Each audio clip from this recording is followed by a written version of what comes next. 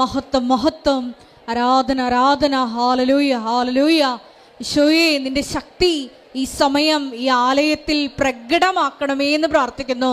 പരിശുദ്ധ അമ്മയോടൊപ്പം സിഹിയോൻ മാളികയിൽ ധ്യാനിച്ച അപ്പോസ്തലന്മാര് ഈശോയെ പരിശുദ്ധാത്മാവിനാൽ ശക്തിപ്പെടുത്തിയതുപോലെ ഞങ്ങളുടെ സമൂഹത്തിലേക്കും ആത്മാവിൻ്റെ കൃപകൾ, ദാനങ്ങൾ വർഷിക്കണമേ എന്ന് പ്രാർത്ഥിക്കുന്നു.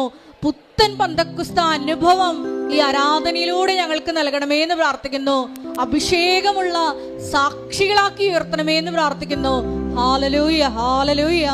അമ്മേ, പരിശുദ്ധ അമ്മേ, ദൈവമാതാവേ, ദൈവമാതാവേ, കൃപാസനത്തിലൂടെ ഞങ്ങൾക്കും ഞങ്ങളുടെ ദേശത്തിനും അമ്മ മാധ്യസ്ഥം തേടിത്തന്ന എല്ലാ അനുഗ്രഹങ്ങൾക്കും കൃപകൾക്കും ഞങ്ങളിപ്പോൾ ഹൃദയം നിറഞ്ഞ നന്ദി പറയുന്നു. നന്ദി പറഞ്ഞുകൊണ്ട് നമുക്ക് ഒരുമിച്ച് സ്തുതിക്കാം. ഹല്ലേലൂയ.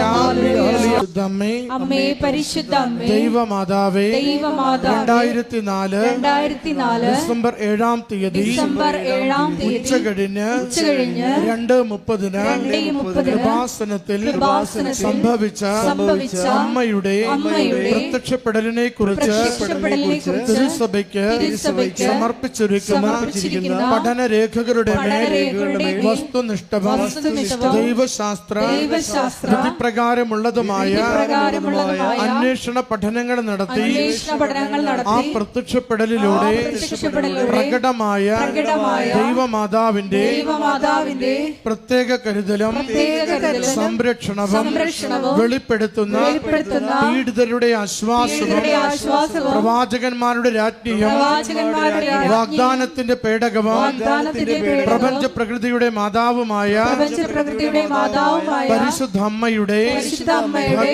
ഭക്തി തിരുസഭയിൽ കൂടുതൽ പ്രചരിച്ച് ജീവിതത്തിന്റെ ദുരന്ത അവസ്ഥകളിൽ അകപ്പെട്ട് കഴിയുന്ന അനേകായിരം മക്കൾക്ക് ദൈവത്തിന്റെ സാന്നിധ്യവും സന്ധിപ്പും കൂടുതൽ അനുഭവിക്കുക വഴി ആത്മീയ വിശുദ്ധിയും ദൈവശക്തിയും കൈവരിക്കുവാൻ ഞങ്ങളുടെ കുടുംബങ്ങളെ ഇടയാക്കണമേ.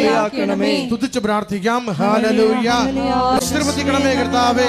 ഹല്ലേലൂയ ഹല്ലേലൂയ ഹല്ലേലൂയ ഹല്ലേലൂയ ഹല്ലേലൂയ.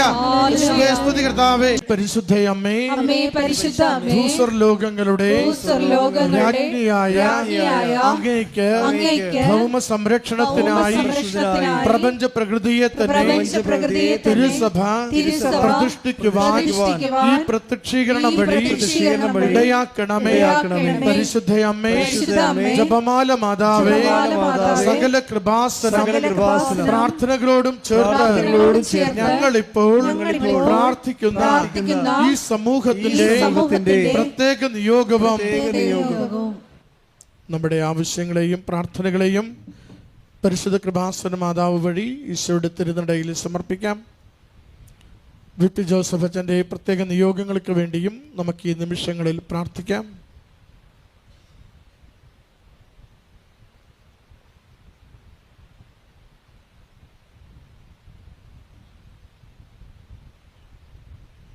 അമ്മയുടെ പ്രത്യക്ഷീകരണത്തിന്റെ ഈ അനുഗ്രഹവേളയിൽ ഞങ്ങൾക്ക് സാധിച്ചു തരുവാൻ കനിയണമേ.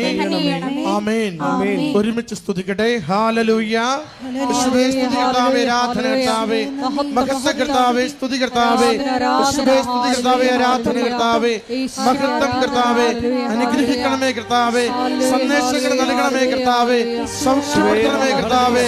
ഹല്ലേലൂയ ഹല്ലേലൂയ കർത്താവേ, സ്തുതി കർത്താവേ, ആരാധന ആരാധന ആരാധന കർത്താവേ, മഹത്വം കർത്താവേ, ആരാധന ആരാധന കർത്താവേ, സ്തുതി കർത്താവേ, സ്തോത്രം സ്തോത്രം കർത്താവേ, ആരാധന.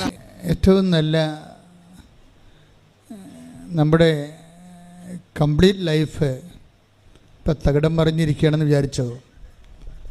സാമ്പത്തിക പ്രയാസങ്ങളും കുഞ്ഞുങ്ങളുടെ ദുർനടപ്പും വീട്ടിലെ പ്രാർത്ഥനയില്ലായ്മയും അടിക്കടി ഉണ്ടാകുന്ന ദുരന്തങ്ങളും സങ്കടങ്ങളും എല്ലാം കൂടി നിങ്ങളുടെ ജീവിതം ഒരു അലങ്കോലപ്പെട്ടെന്ന് വിചാരിച്ചോ? നിങ്ങളുടെ ഫസ്റ്റ് എയ്ഡ് എന്താണെന്നറിയാമോ? അലങ്കോലപ്പെട്ട് കഴിഞ്ഞാൽ, ജീവിതം അലങ്കോലപ്പെട്ടാൽ എല്ലാത്തിനൊരു ഫസ്റ്റ് എയ്ഡ് ഉണ്ടല്ലോ. ജീവിതം അലങ്കോലപ്പെട്ടാൽ ഫസ്റ്റ് എയ്ഡ് സാക്ഷ്യങ്ങൾ കേട്ടുകൊണ്ടിരിക്കണം. ഇപ്പം നിങ്ങൾ ആർക്കും വേണ്ട, വീട്ടിൽ തന്നെ നിങ്ങൾക്കൊരു വിലയില്ലെന്ന് വിചാരിച്ചോ. നിങ്ങൾ അങ്ങനെയൊക്കെ പറഞ്ഞ് എനിക്കൊന്നും ഫീൽ ചെയ്യത്തില്ല. എന്താ കാര്യം എന്നറിയാവോ?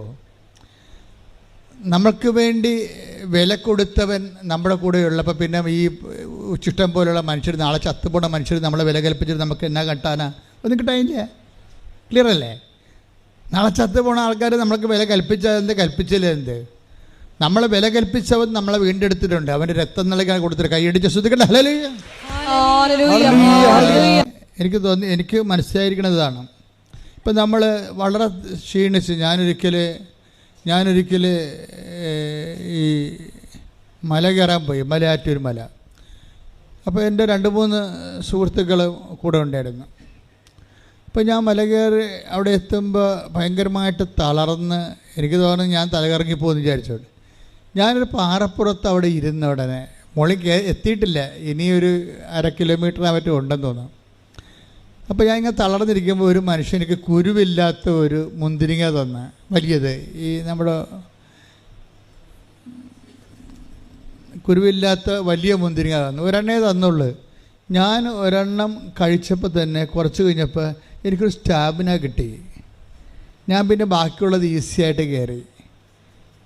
ഇതുപോലെയാണ് ജീവിതത്തിൽ തളർന്നിരിക്കുമ്പോൾ നമ്മളൊരു സാക്ഷ്യം കേൾക്കുകയാണെങ്കിൽ നമുക്ക് മനസ്സിലാകും ദൈവം അവർ പാവപ്പെട്ടവരായിരിക്കും സാക്ഷ്യം പറഞ്ഞത്.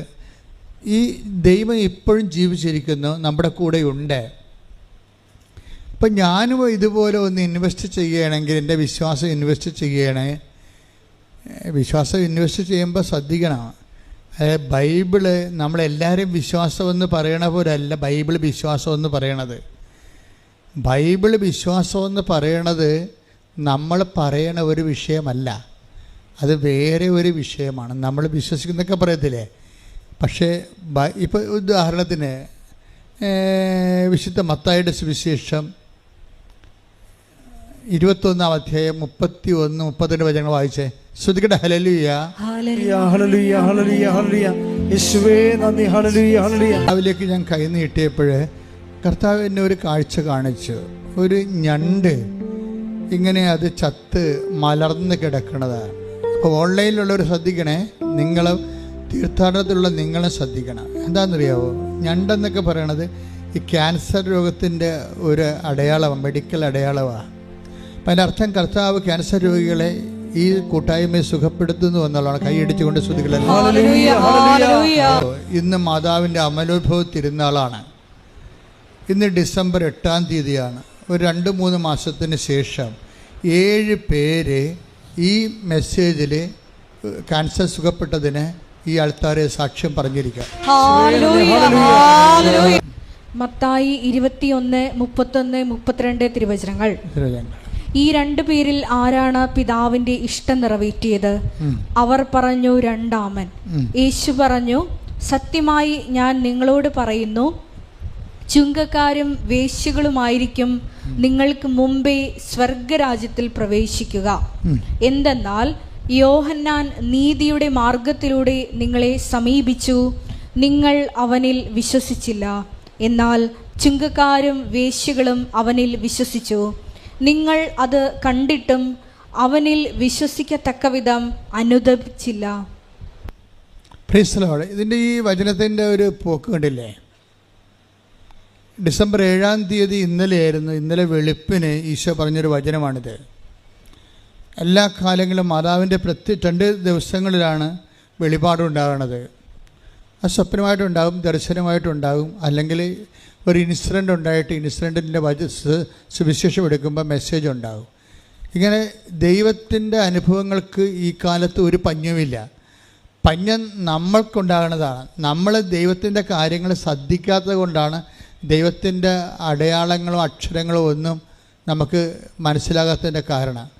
ദൈവികമായ വെളിപാടുകൾക്കൊന്നും ഒരു പഞ്ഞവുമില്ല. കാര്യം എനിക്ക് കഴിഞ്ഞ ആഴ്ച തന്നെ ഒരു സൂചന ഉണ്ടായിരുന്നു, മാതാവ് വെളുപ്പിനെ സംസാരിക്കുമെന്ന്. കുറേ വിഷയങ്ങൾ സംസാരിച്ചു. ഞാൻ നോട്ട് ബുക്ക് 3 പേജ് എഴുതിയിട്ടുണ്ട്. അതിലൊരു വിഷയം അവസാനം ആ മെസ്സേജുകളെല്ലാം അവസാനിക്കേണ്ടത് ആ സമയത്ത് ഈ മെസ്സേജിനെ സ്ഥിരീകരിക്കാനുള്ള വചനം വിശ്വാസ പ്രമാണം ചൊല്ലി എടുത്തപ്പോഴാണ് എനിക്ക് ഈ വചനം കിട്ടിയത്. ഏതാണ്? മത്തായിയുടെ സുവിശേഷം 21-ാം അധ്യായം 31, 32 തിരുവചനങ്ങൾ. ഒന്ന് വായിച്ചേ. ശ്രുതികട ഹല്ലേലൂയ.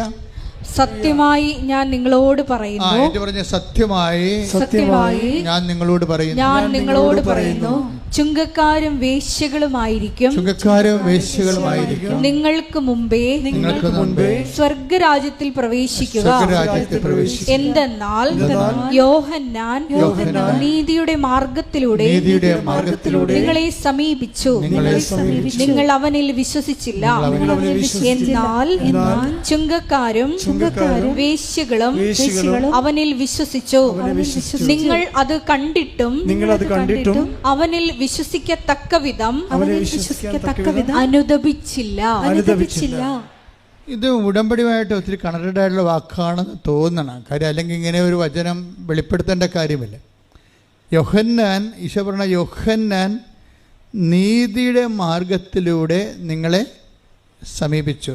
സുവിശേഷത്തിന് പല മാർഗമുണ്ട്. ഭക്തിയുടെ മാർഗമുണ്ട്, അതാണ് പ്രാർത്ഥനയും കാര്യങ്ങളൊക്കെ. നീതിയുടെ മാർഗമുണ്ട്, അതാണ് ഉടമ്പടി മാർഗം. അവൻ പറയണ പോലെ ചെയ്യുന്ന, നമ്മൾ പ്രവർത്തിക്കുന്ന മാർഗം, പ്രവർത്തനത്തിൻ്റെ മാർഗമാണ്. അതിന് ബൈബിൾ വിളിക്കുന്ന പേര് നീതിയുടെ മാർഗം എന്നാണ്. എന്താ കാര്യം? പട്ടാളക്കാർ വന്ന് യോഹന്നാൻ്റെ പ്രസംഗം കേട്ടപ്പോൾ പട്ടാളക്കാർ വന്ന് ചോദിച്ച്, ഞങ്ങൾ എന്താണ് പശ്ചാത്താപിക്കുക, ഞങ്ങൾക്ക് പശ്ചാത്താപമുണ്ട്, പക്ഷേ പശ്ചാത്താപത്തിൻ്റെ ഭാഗമായിട്ട് വാട്ട് വി ഷുഡ് ഡു, ഞങ്ങൾ എന്ത് ചെയ്യണം? അപ്പോൾ എന്താ പറഞ്ഞത്? നിങ്ങൾ ശമ്പളം കൊണ്ട് തൃപ്തിപ്പെടണം. അതാണ് നീതിയുടെ മാർഗം. ആരെയും ഭീഷണിപ്പെടുത്തി കോഴ വാങ്ങിക്കരുത്. ഉണ്ടാ, ഇതാണ് നീതിയുടെ മാർഗം എന്നാണ്. അതാണ് ഈശോ പറയണത്. യോഹന്നാൻ്റെ പ്രഭാഷണം അതുപോലെ അക്സെപ്റ്റ് ചെയ്തിരിക്കണം കർത്താവ്. അപ്പോൾ ഓരോരുത്തരും യോഹന്നാൻ്റെ അടുത്ത് വന്നിട്ട് ആ ഭാഗങ്ങളൊന്നും എടുത്ത് ശ്രുതിക്കട്ടെ. ഹല്ലേലൂയ. ലുക്കാ 3:14. പടയാളികളും അവനോട് ചോദിച്ചു, ഞങ്ങൾ എന്ത് ചെയ്യണം? അവൻ അവരോട് പറഞ്ഞു, നിങ്ങൾ ആരെയും ഭീഷണിപ്പെടുത്തരുത്, വ്യാജമായ കുറ്റാരോപണവും അരുത്, വേതനം കൊണ്ട് തൃപ്തിപ്പെടണം. ഇതാണ് നീതിയുടെ മാർഗം. എല്ലാ പ്രൊഫഷനും ഒരു മാർഗമുണ്ട്. ഇപ്പം നിങ്ങൾ അധ്യാപകരാണെന്ന് വിചാരിക്കുക, അല്ലെങ്കിൽ നേഴ്സാണെന്ന് വിചാരിക്കുക. നിങ്ങളുടെ പ്രൊഫഷൻ അതാണ്. ആ പ്രൊഫഷന് അതിൻ്റെ ഒരു എത്തിക്സ് ഉണ്ട്. ആ എത്തിക്സ് വിട്ട് നിങ്ങളെ അധപ്പതിക്കരുതെന്നാണ് ഈ പറയണത്. അതാണ് നീതിയുടെ മാർഗമെന്ന് പറയണത്. ഇപ്പം നിങ്ങളൊരു മെഡിക്കൽ പ്രാക്ടീഷണറാണ്, ഡോക്ടറാണ്.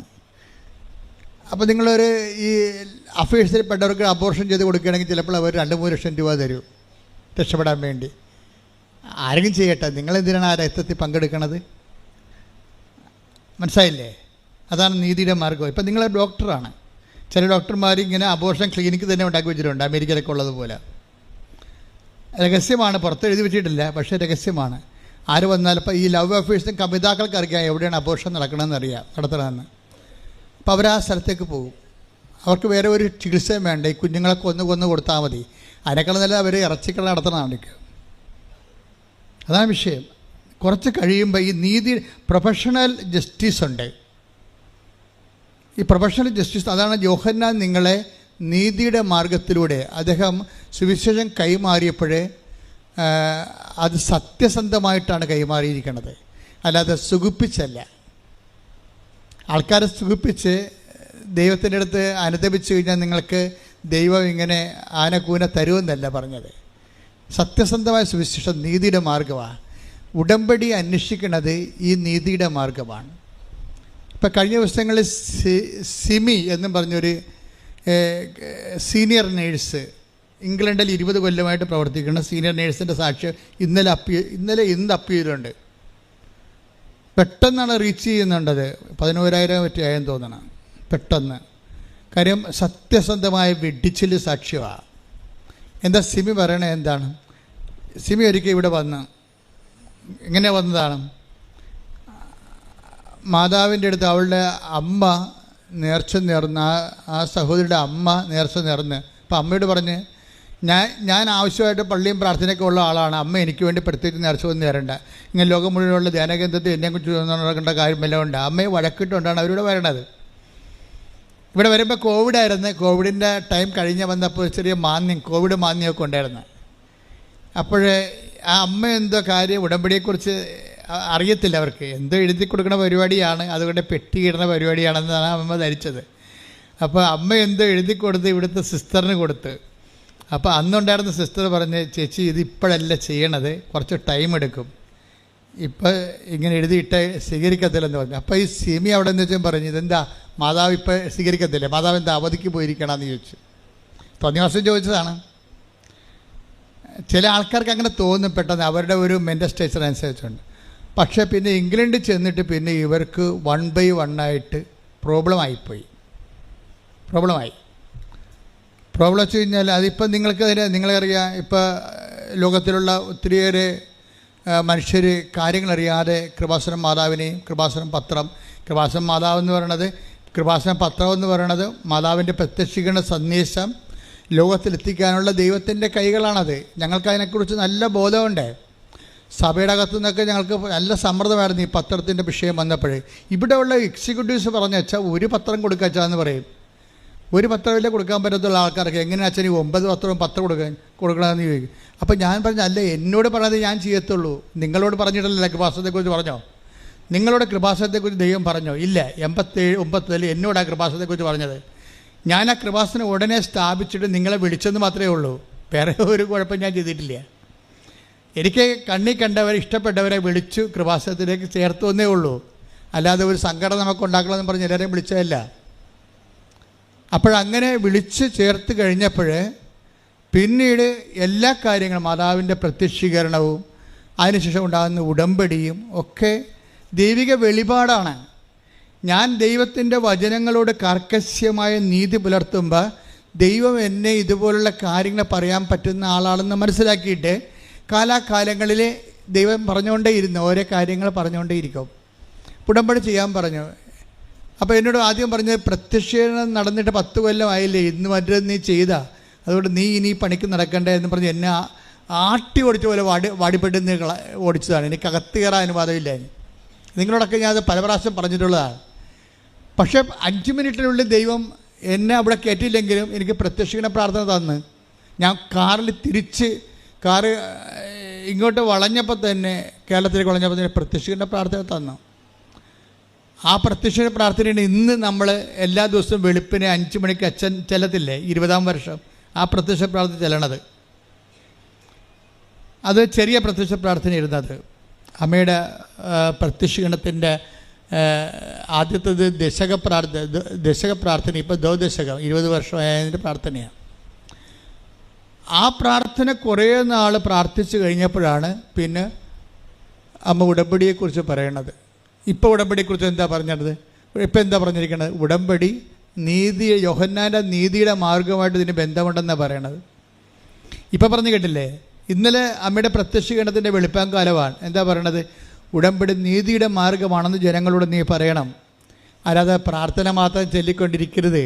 വീട്ടിൽ പോയി പ്രത്യക്ഷീകരണ പ്രാർത്ഥന ചൊല്ലിക്കൊണ്ട് മാത്രം ഇരുന്നുകൊണ്ട് ദൈവത്തിൻ്റെ അനുഗ്രഹം അടിച്ചു മാറ്റാൻ വേണ്ടി ആരും മസിൽ പിടിക്കേണ്ട കാര്യമില്ല. അതാണ് പച്ചക്ക് പറയുകയാണ് സംഭവം. ജീവിതം കറക്റ്റ് ചെയ്യാതെ പ്രാർത്ഥിച്ച് മാത്രം ഇരുന്ന പിച്ചുമ്പയും പറഞ്ഞ ആൾക്കാർ പോലെ ഇരിക്കും. ഉടമ്പടി ഒരു പ്രാർത്ഥനയുടെ മാർഗമല്ല, മറിച്ച് എന്താണ്? അത് പ്രാർത്ഥനയെ സപ്പോർട്ട് ചെയ്യുമ്പോൾ തന്നെ ബേസിക്കായിട്ട് നീതിയുടെ മാർഗമാണ്. ഒന്നൊരു വായിച്ച മാറ്. എന്തെന്നാൽ യോഹന്നാൻ നീതിയുടെ മാർഗത്തിലൂടെ നിങ്ങളെ സമീപിച്ചു, നിങ്ങൾ അവനിൽ വിശ്വസിച്ചില്ല. ഇതാണ് പ്രശ്നം. ഉടമ്പടി മാർഗത്തിലൂടെ നിങ്ങളെ സമീപിക്കുന്നു. നിങ്ങൾ ഉടമ്പടി ചെയ്തിട്ടുണ്ട്, പക്ഷേ ഉടമ്പടി ചെയ്ത കുറേ ആൾക്കാർ ദൈവം വിശ്വസിക്കണില്ല. ഇതാണ് ഇതിൻ്റെ ട്രാജഡി. ഉടമ്പടി ചെയ്ത അണ്ണന്മാർ കേൾക്കണം കേട്ടോ.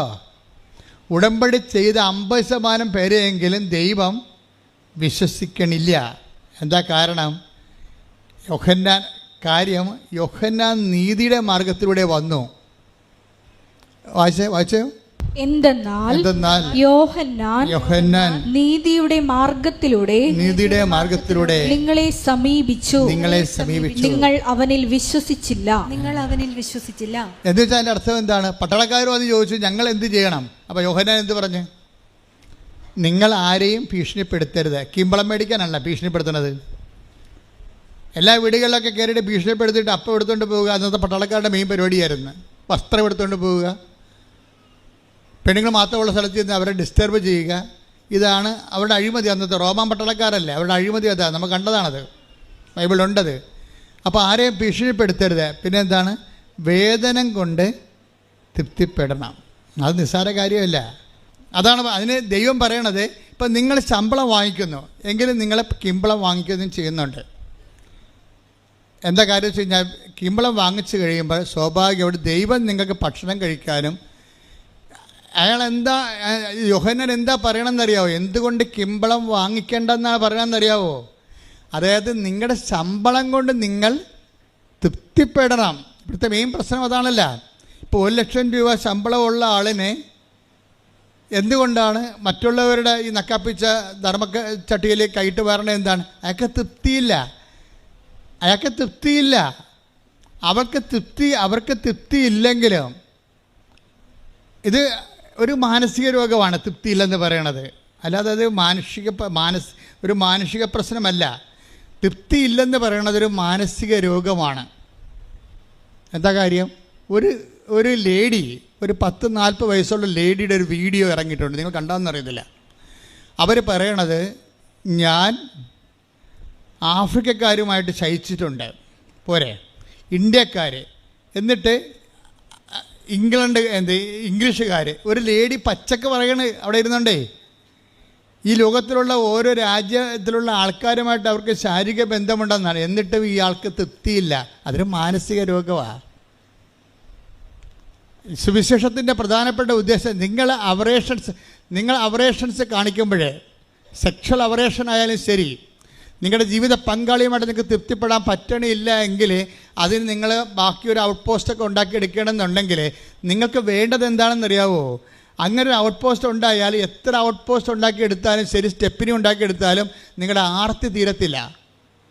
ആർത്തിക്ക് അഭിഷേകമാണ് മരുന്നെന്ന് പറയണത്. ആർത്തിക്ക് മരുന്നില്ലല്ലോ.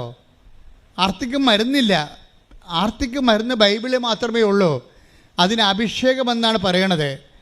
അതുകൊണ്ടാണ് 5 ഭർത്താക്കന്മാരുണ്ട്. സ്ത്രീയോട് ഈശോ എന്താ പറയണത്?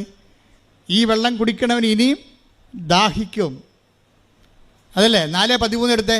യേശു പറഞ്ഞു, ഈ വെള്ളം കുടിക്കുന്ന ഏവനും വീണ്ടും ദാഹിക്കും. വേണ്ട, 5 ഭർത്താക്കന്മാരെ വെച്ച് ഉപയോഗിച്ചുകൊണ്ടിരിക്കുന്ന സ്ത്രീയോടാണ് ഈശോ പറയണത്. എന്താ പറയണത്? നിനക്ക് 6 അല്ല 60 ഭർത്താവ് ഉണ്ടായാലും പിന്നെ ഈ കലാപരിപാടി തുടങ്ങിക്കൊണ്ടേയിരിക്കും, വീണ്ടും ദാഹിക്കും. പിന്നെ എന്തായാലും മറുപടി ഉണ്ട്. എന്താ ചെയ്യണത്? എന്നാൽ ഞാൻ നൽകുന്ന വെള്ളം കുടിക്കുന്നവന് പിന്നീട് ഒരിക്കലും ദാഹിക്കുകയില്ല. ഞാൻ നൽകുന്ന ജലം അവനിൽ നിത്യജീവനിലേക്ക് നിർഗളിക്കുന്ന അരുവിയാകും. അതായത് തന്നിൽ വിശ്വസിക്കാതിരുന്നവർ സ്വീകരിക്കാതിരുന്ന പരിശുദ്ധാത്മാവിനെ കുറിച്ചാണ് അവനിത് പറഞ്ഞത്. അതാണ് അഭിഷേകത്തിൻ്റെ ആത്മാവ്. അത് എൻ്റെ മക്കളെ, എന്തെങ്കിലും കാര്യത്തിൽ നിങ്ങളെ പെട്ടിരിക്കണമെന്ന് വിചാരിച്ചോ? പെട്ടിരിക്കണം. നിങ്ങൾക്ക് വേണ്ടത് അഭിഷേകമാണ് വേണ്ടത്. നിങ്ങളിപ്പോൾ ഈ വിഷയം, അതായത് ഇപ്പോൾ ആകുലത ആയാലും ശരി, റെക്കറിങ് ആയിട്ടൊരു ആകുലത ഉണ്ടാവണമെന്ന് വിചാരിച്ചോ? ആ ആകുലത ഉണ്ടാക്കുന്ന വിഷയങ്ങൾ അതേപടി പച്ചക്ക് നിലനിൽക്കുമ്പോൾ തന്നെ നിങ്ങളുടെ ആകുലതകൾ മാറ്റാൻ. ഇപ്പം സെമിയുടെ സാക്ഷ്യം അങ്ങനെയാണ്. സെമി എന്താ പറയണത്? ഇംഗ്ലണ്ടിൽ എൻ്റെ മകനെ കൊണ്ടുപോയി ഞാൻ സ്കൂളിൽ ചേർത്തപ്പോഴുണ്ട് അവർ പറഞ്ഞ് കുഞ്ഞിനെ കൗൺസിൽ ചെയ്യും. അവിടുത്തെ സിസ്റ്റം അതാണ്. നമുക്ക് കണ്ട സ്കൂളിൽ കൊണ്ട് കാശ് കൊടുത്തിട്ട് ചേർക്കാൻ പറ്റത്തില്ല. കൊച്ചിനെ ആദ്യം ഒരു കൗൺസിലിംഗ് ബോർഡിന് ഹാജരാക്കണം. കുഞ്ഞിൻ്റെ IQ അവർ പരിശോധിക്കും. എന്നിട്ട് അവന് പഠിക്കാനുള്ള സ്കൂൾ അവർ നിശ്ചയിക്കും. കാര്യം മനസ്സില്ലേ? സിസ്റ്റത്തിൻ്റെ പോക്കതാണ്, നമ്മുടെ സിസ്റ്റം അല്ലാതെ. കുഞ്ഞിൻ്റെ IQ എന്താണെന്ന് നോക്കിയിട്ട് അതിനൊരു കോമൺ ബോർഡിനെ കൊണ്ടേ കൊടുക്കും. ആ ബോർഡിൽ ഇവനെ എഴുതിച്ചും വായിച്ചും സംസാരിച്ചും ഇവൻ ചിരിക്കുന്നുണ്ടോ, ആൾക്കാരുമായിട്ട് കൂട്ടുകൂടുന്നുണ്ടോ, ഇവൻ തമാശ പറയുമ്പോൾ ചിരിക്കുന്നുണ്ടോ, അതാ നിസ്സാര കാര്യത്തിന് ഇവൻ്റെ EQ ഒക്കെ, ഇമോഷണൽ കോഷൻസ് ഒക്കെ പോയി കിടക്കുകയാണ്. ഇതെല്ലാം നോക്കിയിട്ടാണ്, ഇവൻ്റെ മെൻ്റൽ സ്റ്റേച്ചറൊക്കെ നോക്കിയിട്ടാണ് ഇവനെ സ്കൂൾ നിശ്ചയിക്കണവർ. അങ്ങനെ സ്കൂൾ നിശ്ചയിക്കുമ്പോൾ കേരളത്തിലുള്ളതുപോലെ നല്ല സ്കൂൾ ഇവർക്ക് കിട്ടിയില്ല. ഇവർ വിചാരിച്ചത് നമ്മൾ പൈസ കൊടുത്തു കഴിഞ്ഞാൽ നല്ല സ്കൂളിൽ പഠിപ്പിക്കാമെന്ന്. പക്ഷെ അവിടെ നടക്കത്തില്ല. കൊച്ചിൻ്റെ കപ്പാസിറ്റി അനുസരിച്ച് മാത്രമേ പഠിപ്പിക്കൂ. ഇതോടുകൂടി ഈ സിമിയുടെ കൺട്രോൾ പോയി, സങ്കടമായി, ഭയങ്കര നിരാശയായി. ഇനി ഇവരിട്ടതൊരു 6ാം തരത്തിലുള്ള സ്കൂളിലാണ് വിട്ടിരിക്കുന്നത്. ആ സ്കൂളിലാണെങ്കിൽ അതായത് ഒരുമാരപ്പെട്ട പിള്ളേരൊക്കെ ഈ 2ാം ക്ലാസ്സുകാരെ ഡ്രഗ്സ് എടുക്കുന്ന സ്കൂളാണ്. സിഗരറ്റ് വലിക്കുന്ന 4ാം ക്ലാസ്സുകാരൻ. അപ്പം അങ്ങനെയൊക്കെയുള്ള സ്കൂളിൽ ചെന്ന് ഇവൻ മിക്കുവൻ്റെ കാര്യം പോക്കായിരിക്കും. അപ്പോഴങ്ങനെ അതുകൊണ്ട് തന്നെ ഇവർക്ക് ഭയങ്കര സങ്കടമാണ്. ഇവിടെ കണ്ണ് തോരണില്ല. മാതാവിനോട് തോന്നിയ ദിവസം പറഞ്ഞ് പോയതാണ്, മാതാവ് അവധിയിലാണെന്ന് പറഞ്ഞു പോയതാണ്. ഇവിടെ കണ്ണ് തോരണില്ല.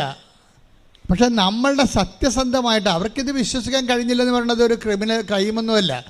ഒരു മനുഷ്യനെ വിശ്വസിക്കാൻ ടൈം എടുക്കും, അത്രയേ ഉള്ളൂ. അതല്ല പ്രശ്നം. ഇവർ ബേസിക്കായിട്ട് നല്ല ലേഡിയാണ്. അവർക്ക് പള്ളിയും പ്രാർത്ഥനയും കൃപയും കുമ്പസാരമൊക്കെ ഉള്ളൊരു ലേഡിയാണ്. പക്ഷേ അവർക്ക് പുതിയ പുതിയ സംവിധാനങ്ങളൊക്കെ ഉൾക്കൊള്ളുമ്പോൾ ശരി, നമ്മുടെ സഭയിൽ തന്നെ കരിസ്മാറ്റിക് പ്രസ്ഥാനം വന്നപ്പോൾ എല്ലാവർക്കും ഉൾക്കൊള്ളാൻ പറ്റിയ ഇല്ല. 50% പേര് അതിൻ്റെ അകത്തേക്ക് മൊബിലൈസ് ആയിപ്പോയിട്ടുള്ളൂ. ബാക്കി 50% ട്രഡീഷണലായിട്ട് ഇപ്പോഴും നിലനിൽക്കുന്നുണ്ട് അവർ. അപ്പോൾ ആരുടെ കുറ്റമല്ല, ആൾക്കാർക്ക് ചിലത് ഉൾക്കൊള്ളാൻ പറ്റത്തില്ല, അതുകൊണ്ടാണ്, വേറെ പ്രശ്നമൊന്നുമില്ല. പക്ഷേ ഇവളിങ്ങനെ പറഞ്ഞത് കാരണം ഇവൾക്ക് പിന്നീട് ഇങ്ങനെ ഇഷ്യൂസ് ഉണ്ടാക്കാൻ തുടങ്ങി. അപ്പോൾ സിമിക്ക് ഭയങ്കര സങ്കടമായി. അവർക്ക് ജോലി ചെയ്യാൻ പറ്റണില്ല. ഓർക്കുമ്പോഴൊക്കെ നെടുവീർപ്പും, ഈ കുഞ്ഞിൻ്റെ ഭാവി എന്താണ് ഇനി എന്നൊക്കെ പറഞ്ഞേക്കുമ്പോൾ ആണ് പെട്ടെന്ന് ഇവളോടത്ത് ദൈവമേ. അപ്പോൾ അമ്മ വിളിച്ചു, ഇവളുടെ അമ്മ വിളിച്ചു പറഞ്ഞു, നീ അന്ന് അസഭ്യം പറഞ്ഞു പോയ മാതാവില്ലേ, ആ മാതാവിൻ്റെ പത്രമൊക്കെ നീ കാണുന്നില്ലേ, എന്തുമാത്രം മനുഷ്യരാണ് അവിടെ പോയി രക്ഷപ്പെടണമെന്ന് നീ അമ്മ പറഞ്ഞു കൊടുക്കും. ഇപ്പോഴാണ് അവർക്കൊരു ബോധം വന്നത്. അപ്പോൾ ഉടനെ അവരെന്ത് ചെയ്യും, അവർ ഓൺലൈൻ ഉടമ്പടി എടുക്കും. മദറിനോട് സോറി പറഞ്ഞിട്ട് ഒരു ഓൺലൈൻ ഉടമ്പടി എടുക്കും. ഓൺലൈൻ ഉടമ്പടി എടുക്കുമ്പോൾ എന്താ സംഭവിക്കണമെന്ന് വെച്ച് കഴിഞ്ഞാൽ, നിങ്ങൾക്കറിയാലോ, ഓൺലൈൻ ഉടമ്പടിയിൽ ആകപ്പാടി ഇല്ലാത്തതായിട്ട് എന്താ ഉള്ളത്, നേർച്ച വസ്തുക്കൾ മാത്രമേ ഇല്ലാതെ ഉള്ളൂ. ബാക്കി എല്ലാം ഉടമ്പടി തന്നെയാണത്. സത്യസന്ധമായിട്ട് സീരിയസ് ആയിട്ട് എടുക്കുന്നവർ അത് അകലെ ഉള്ളവർക്ക് വേണ്ടിയുള്ളതാണ്. ഓൺലൈൻ ഉടമ്പടി എന്തിനാണ്? അന്റാർട്ടിക്ക പോലുള്ള ഒരു കാലത്ത് നാട്ടിൽ വരാൻ പറ്റാത്ത ആൾക്കാർക്ക് വേണ്ടിയുള്ളത്. മാതാവിൻ്റെ മല ഈ ഉടമ്പടി വെളിപ്പെടുത്തിയപ്പോൾ തന്നെ അതിൻ്റെ കൂടെ പടപടാന്ന് വെളിപ്പെടുത്തിയതാണ്. അല്ലാതെ പിന്നീട് ഞങ്ങളാരും ചിന്തിച്ച് ചെയ്തതൊന്നും അല്ല. ഇത് ചിന്തിച്ചോ ആലോചിച്ചോ ചെയ്തതല്ല. എനിക്കാണെങ്കിൽ കമ്പ്യൂട്ടറിന് ശരിക്കും വശമില്ല, മൊബൈൽ മാത്രമേ കൈകാര്യം പരിചയമുള്ളൂ. ഞാൻ ചുമ്മാ ഒരു കമ്പ്യൂട്ടർ ഓപ്പൺ ചെയ്തുകൊണ്ടിരിക്കുകയായിരുന്നു. ഈ മാതാവ് പ്രത്യക്ഷപ്പെട്ടതിൻ്റെ ഈ ഉടമ്പടി, നമ്മുടെ ഇന്നത്തെ ഉടമ്പടി 2015 അമ്മ വെളിപ്പെടുത്തിയത്. ആ 2016 കാലഘട്ടങ്ങളിൽ തന്നെയാണ് ഞാൻ ചുമ്മാ കമ്പ്യൂട്ടർ നോക്കിക്കൊണ്ടിരിക്കുകയാണ്. അപ്പോഴേ എനിക്ക് പെട്ടെന്നൊരു ലിങ്ക് കിട്ടി. ലിങ്ക് കിട്ടിയപ്പോൾ ഞാൻ ഉടനെ ജോമളെ വിളിച്ച് പറഞ്ഞു, ഇങ്ങനെ ഒരു ലിങ്ക് കിട്ടിയിട്ടുണ്ട്. അപ്പോൾ ജോമള പറഞ്ഞു, അപ്പോൾ ഒരു ഡിക്സൺ എന്ന് പറഞ്ഞൊരുത്തനും ഇവിടെ ഇങ്ങോട്ട് വന്ന് പറഞ്ഞു, അച്ഛൻ്റെ പത്രം ഉണ്ടല്ലോ, ഞാൻ സ്വന്തമായിട്ട് ഡിസൈൻ ചെയ്ത് തരാം. ഞാൻ പത്രം എനിക്ക് കിട്ടിയായിരുന്നു. അപ്പോൾ എനിക്കിങ്ങനെ അറിയത്തില്ല, അങ്ങനെ എറണാകുളത്തുകാരനാണ്. എവിടെയോ പള്ളിയിൽ നിന്ന് കൃപാസനം പത്രം കിട്ടിയോ പുള്ളി വായിച്ച് നോക്കിയോ പുള്ളി പറഞ്ഞു, ഇത് ഇങ്ങനെയല്ല ഡിസൈൻ ചെയ്യേണ്ടത്. പുള്ളി കമ്പ്യൂട്ടർ ഗ്രാഫിക്സ് ചെയ്ത് ഡിസൈൻ ചെയ്യുന്ന ആളാണ്, ഞാനത് ഫ്രീ ആയിട്ട് ചെയ്തു തരാമെന്ന് പറഞ്ഞു. അപ്പോൾ അങ്ങനെ ഒരാളെ അമ്മ ലൈനിൽ കൊണ്ടുവന്നപ്പോൾ അത് ഈ ദിവസങ്ങൾ തന്നെയായിരുന്നു. അപ്പോൾ ഞങ്ങളുടനെ ഈ ലിങ്ക് അദ്ദേഹത്തിന് അയച്ചു കൊടുത്തിട്ട് പറഞ്ഞു, ഞങ്ങൾക്ക് വേണ്ട ഈ ലിങ്ക് നോക്കിക്കേ, ഇതനുസരിച്ച് ഞങ്ങൾക്ക് വേണ്ട ഓപ്ഷൻ എന്ന് പറയണത്, ഞങ്ങൾ ഇവിടെ ഒരു മനുഷ്യൻ ഏത് കോണ്ടിനെൻറ്റിൽ നിന്നുകൊണ്ടും ഏത് ഭൂഖണ്ഡത്തിൽ നിന്നുകൊണ്ടും അവൻ്റെ പേരും അവൻ്റെ സങ്കടവും അവൻ്റെ അറ്റകൈ സമയത്ത് ഈ ലിങ്കിലോട്ട് അടിച്ചു കയറ്റിയാൽ ഇവൻ്റെ പേരിലൊരു തിരി തെളിഞ്ഞിട്ട് അവൻ്റെ പേര് തെളിയണം മാതാവിൻ്റെ മുമ്പേ കൃപാസനം മാതാവിനെ ഉടനെ കാണിക്കണമെന്ന് പറഞ്ഞു. ഞങ്ങളത് വേണ്ടി പ്രാർത്ഥിച്ചോളാം.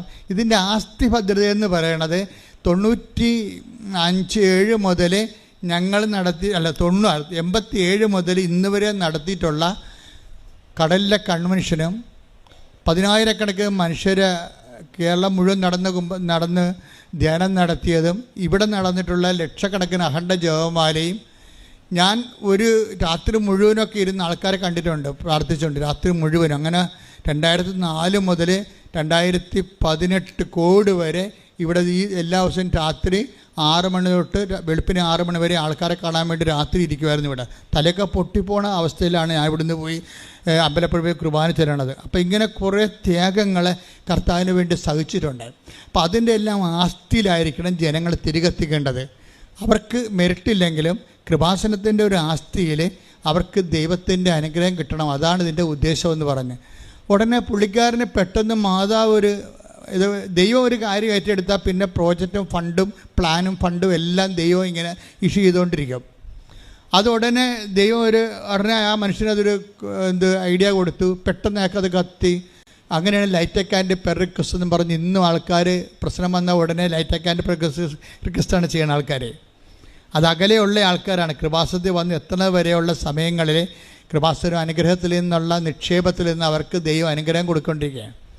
അപ്പോൾ ഇതുപോലെ ഇവർ കോവിഡ് കാലത്ത് അമ്മ തന്നാണ് ഓൺലൈൻ ഉടമ്പടി. കോവിഡിനെ ഇങ്ങോട്ട് അടക്കാൻ പറ്റത്തത് നിൽക്കാൻ നമുക്കിതെല്ലാം അടച്ചിട്ടൊക്കെ ആയിരുന്നു 1 കൊല്ലം 1.5 കൊല്ലമാവട്ടെ. അപ്പോഴാണ് അമ്മ ഓൺലൈൻ ഉടമ്പടി തന്നത്. ഓൺലൈൻ ഉടമ്പടി തന്നപ്പോൾ ആ ഓൺലൈൻ ഉടമ്പടിയെക്കുറിച്ച് ഞാൻ ആദ്യമായിട്ട് ഒരു ഡെമോ ചെയ്തപ്പോൾ തന്നെ ആൾക്കാർ പറഞ്ഞു, അച്ഛാ ഇത് നമ്മുടെ യഥാർത്ഥ ഒറിജിനൽ ഉടമ്പടി പോലെ ഫലിക്കുമോ ഇത്? അപ്പോൾ ഞാനൊന്നും അതിനെക്കുറിച്ച് മറുപടി പറഞ്ഞില്ല. കാര്യം നമ്മളെന്ത് കൃത്രിമമായിട്ട് രൂപം ഉണ്ടാക്കിയെടുത്താന്നാണ് വിചാരിച്ചത്. അവർ ഓൺലൈൻ തീർത്ഥാടന ഉടമ്പടിയാകുമ്പോൾ ഉപവസിക്കണം, പ്രാർത്ഥിക്കണം, രോഗികളെ പോയി കാണണം, അങ്ങനെ എന്തുമാത്രം ദാനധർമ്മങ്ങളൊക്കെ ചെയ്യണം, കുറേ ചെയ്യാനുള്ള വർക്ക് എക്സർസൈസുകളില്ലേ, അതൊന്നും ഇതിനകത്തില്ലല്ലോ. ഞാൻ എല്ലാം ഇതിനകത്തുണ്ട്. ആൾക്കാർ ചെയ്താൽ മതി. കാര്യം നമ്മളെ എന്ത് ചെയ്യണം എന്നല്ല പ്രശ്നം, ആര് ചെയ്യുന്നു എന്നുള്ളതാണ് പ്രശ്നം. ഇപ്പോൾ ഉടമ്പടി എടുത്തിട്ട് നിങ്ങളാണ് ഇതിൻ്റെ അകത്ത് ഉടമ്പടിയിൽ വൈറ്റോ ബ്ലാക്കോ ആകണത് നിങ്ങളുടെ നിലപാടിൻ്റെ ഭാഗമായിട്ടാണ്. നിങ്ങൾക്ക് വേണമെങ്കിൽ ഉടമ്പടി ബ്ലാക്ക് ആക്കാൻ പറ്റും. എന്താ കാര്യം? അതുകൊണ്ടാണ് ഞങ്ങളെ ഈ 65 വയസ്സുകാരെ കൊണ്ട് ഉടമ്പടി ചെയ്യിക്കാത്തത്. കാര്യം അവർ പ്രാർത്ഥിക്കാൻ മാത്രമേ ചെയ്യത്തുള്ളവർ. അവർ പ്രാർത്ഥിക്കുക, അവർ പത്രങ്ങൾ കൊണ്ട് കൊടുക്കുകയോ അതൊക്കെ വിശദീകരിക്കും. ഒന്നാമത് അവർക്ക് പത്രം വായിക്കാൻ കണ്ണ് കാണാൻ പറ്റില്ല. പലർക്കും സ്വന്തമായിട്ട് പത്രം വായിക്കാൻ കണ്ണ് കാണാൻ പാടില്ലാത്ത ആൾക്കാരെങ്ങനെ പത്രം വായിക്കണത്? അവർ വായിക്കത്തില്ല, മനസ്സിലാക്കത്തില്ല. ശരിക്കും പറഞ്ഞാൽ ഉടമ്പടിയൊക്കെ എടുക്കണമെങ്കിൽ തന്നെ ഇവിടെ കണ്ണ് ടെസ്റ്റ് ചെയ്യാൻ വേണ്ടി ഒരു കണ്ണ് ഡോക്ടറിനെ വെക്കേണ്ടതാണ് ഇവിടെ. കാര്യം അത് ശരിയായാൽ മാത്രമേ ബാക്കിയെല്ലാം ശരിയാകത്തുള്ളൂ. കാര്യം ഇവരെത്ര പേര് ഈ പത്രം വായിക്കുന്നുണ്ട്? ഈ 18 പത്രം മേടിച്ചുകൊണ്ട് പോകുന്ന ആൾക്കാർ എത്ര പേര് ആ പത്രം വായിക്കുന്നുണ്ട്? മറ്റുള്ളവൻ്റെ മേൽ വായിക്കുത്തിക്കരണം എന്നല്ല, നിങ്ങളിത് വായിക്കുന്നുണ്ടോ? നിങ്ങൾ വായിച്ചിട്ട് അതിൻ്റെ പ്രധാന കുറിപ്പ് നിങ്ങൾ വായിക്കുന്നുണ്ടോ? നിങ്ങളിതൊന്നും വായിക്കാതെ ഈ കിട്ടിയ സംഭവം ഒരു കടമ നിർവഹിക്കണ പോലെ മറ്റുള്ളവന് മോന്തക്കെട്ട് എറിഞ്ഞും പോയി കഴിഞ്ഞാൽ ഇത് ബ്ലാക്ക് ഉടമ്പടി എന്ന് പറയും. Black covenant. അതാരാണ്? നിങ്ങൾ ബ്ലാക്ക് ആയത് കൊണ്ടാണ് കവനൻറ്റ് ബ്ലാക്ക് ആകണത്. വൈറ്റായിട്ടുള്ള ആൾക്കാരുണ്ട് എന്ന് വെച്ചാൽ അവരെടുക്കുമ്പോൾ അവരത് തന്നെ എല്ലാം മൊത്തം ഇരുന്ന് വായിക്കും. വായിച്ചതിന് ശേഷം ദൈവസ്നേഹം നിറയും. എന്നിട്ട് അവർ ദൈവത്തെക്കുറിച്ച് ആൾക്കാരോട് പറയും. അതാണ് വൈറ്റ് ഉടമ്പടി എന്ന് പറയണത്. അതിലേക്ക് വരണം. കാര്യം ജനങ്ങൾക്ക് മാനസാന്തരം ഉണ്ടാകുകയും ദൈവത്തെ അവർ അറിയുകയും നീതിയുടെ മാർഗത്തിലേക്ക് സമൂഹം പരിവർത്തനം ചെയ്യപ്പെടണം. ശ്രുതികട്ടെ ഹല്ലേലൂയ. ഓൺലൈൻ ഉടമ്പടി എടുത്തതിന് ശേഷം സിമി നേഴ്സിൻ്റെ ഒരു നേച്ചർ എന്ന് പറയണത് അവർ ബേസിക്കായിട്ട് സീരിയസ് ആണ്. അധികം ചിരിക്കത്തൊന്നുമില്ല. അവർ സീരിയസ് ആണ് വിഷയം. ചില ആൾക്കാരുണ്ടല്ലോ ഈ എപ്പോഴും നേച്ചർ സീരിയസ് ആയിരിക്കും. അത് ഒത്തിരി സംസാരിക്കത്തില്ല. പിന്നെ എപ്പോഴും ഇങ്ങനെ സൗമ്യമായി സംസാരിക്കത്തില്ല. അപ്പം അങ്ങനെ ഒരു ലീഡർഷിപ്പിന് പറ്റുന്ന ആളാണ്. ഇച്ഛാശക്തിയൊക്കെ ഉള്ള ആൾക്കാരാണ്. അപ്പം അതുകൊണ്ട് ഇവരുടെ നേച്ചർ അനുസരിച്ച് ഇവർ സംഭവം ഏറ്റില്ലെങ്കിൽ ഒരിക്കലും ഏക്കത്തില്ല. ഏറ്റാൽ ഒരു 1.5 ഏപ്പായിരിക്കും. അങ്ങനെ ആൾക്കാരുണ്ട്. എല്ലാ മനുഷ്യരും കാണാം.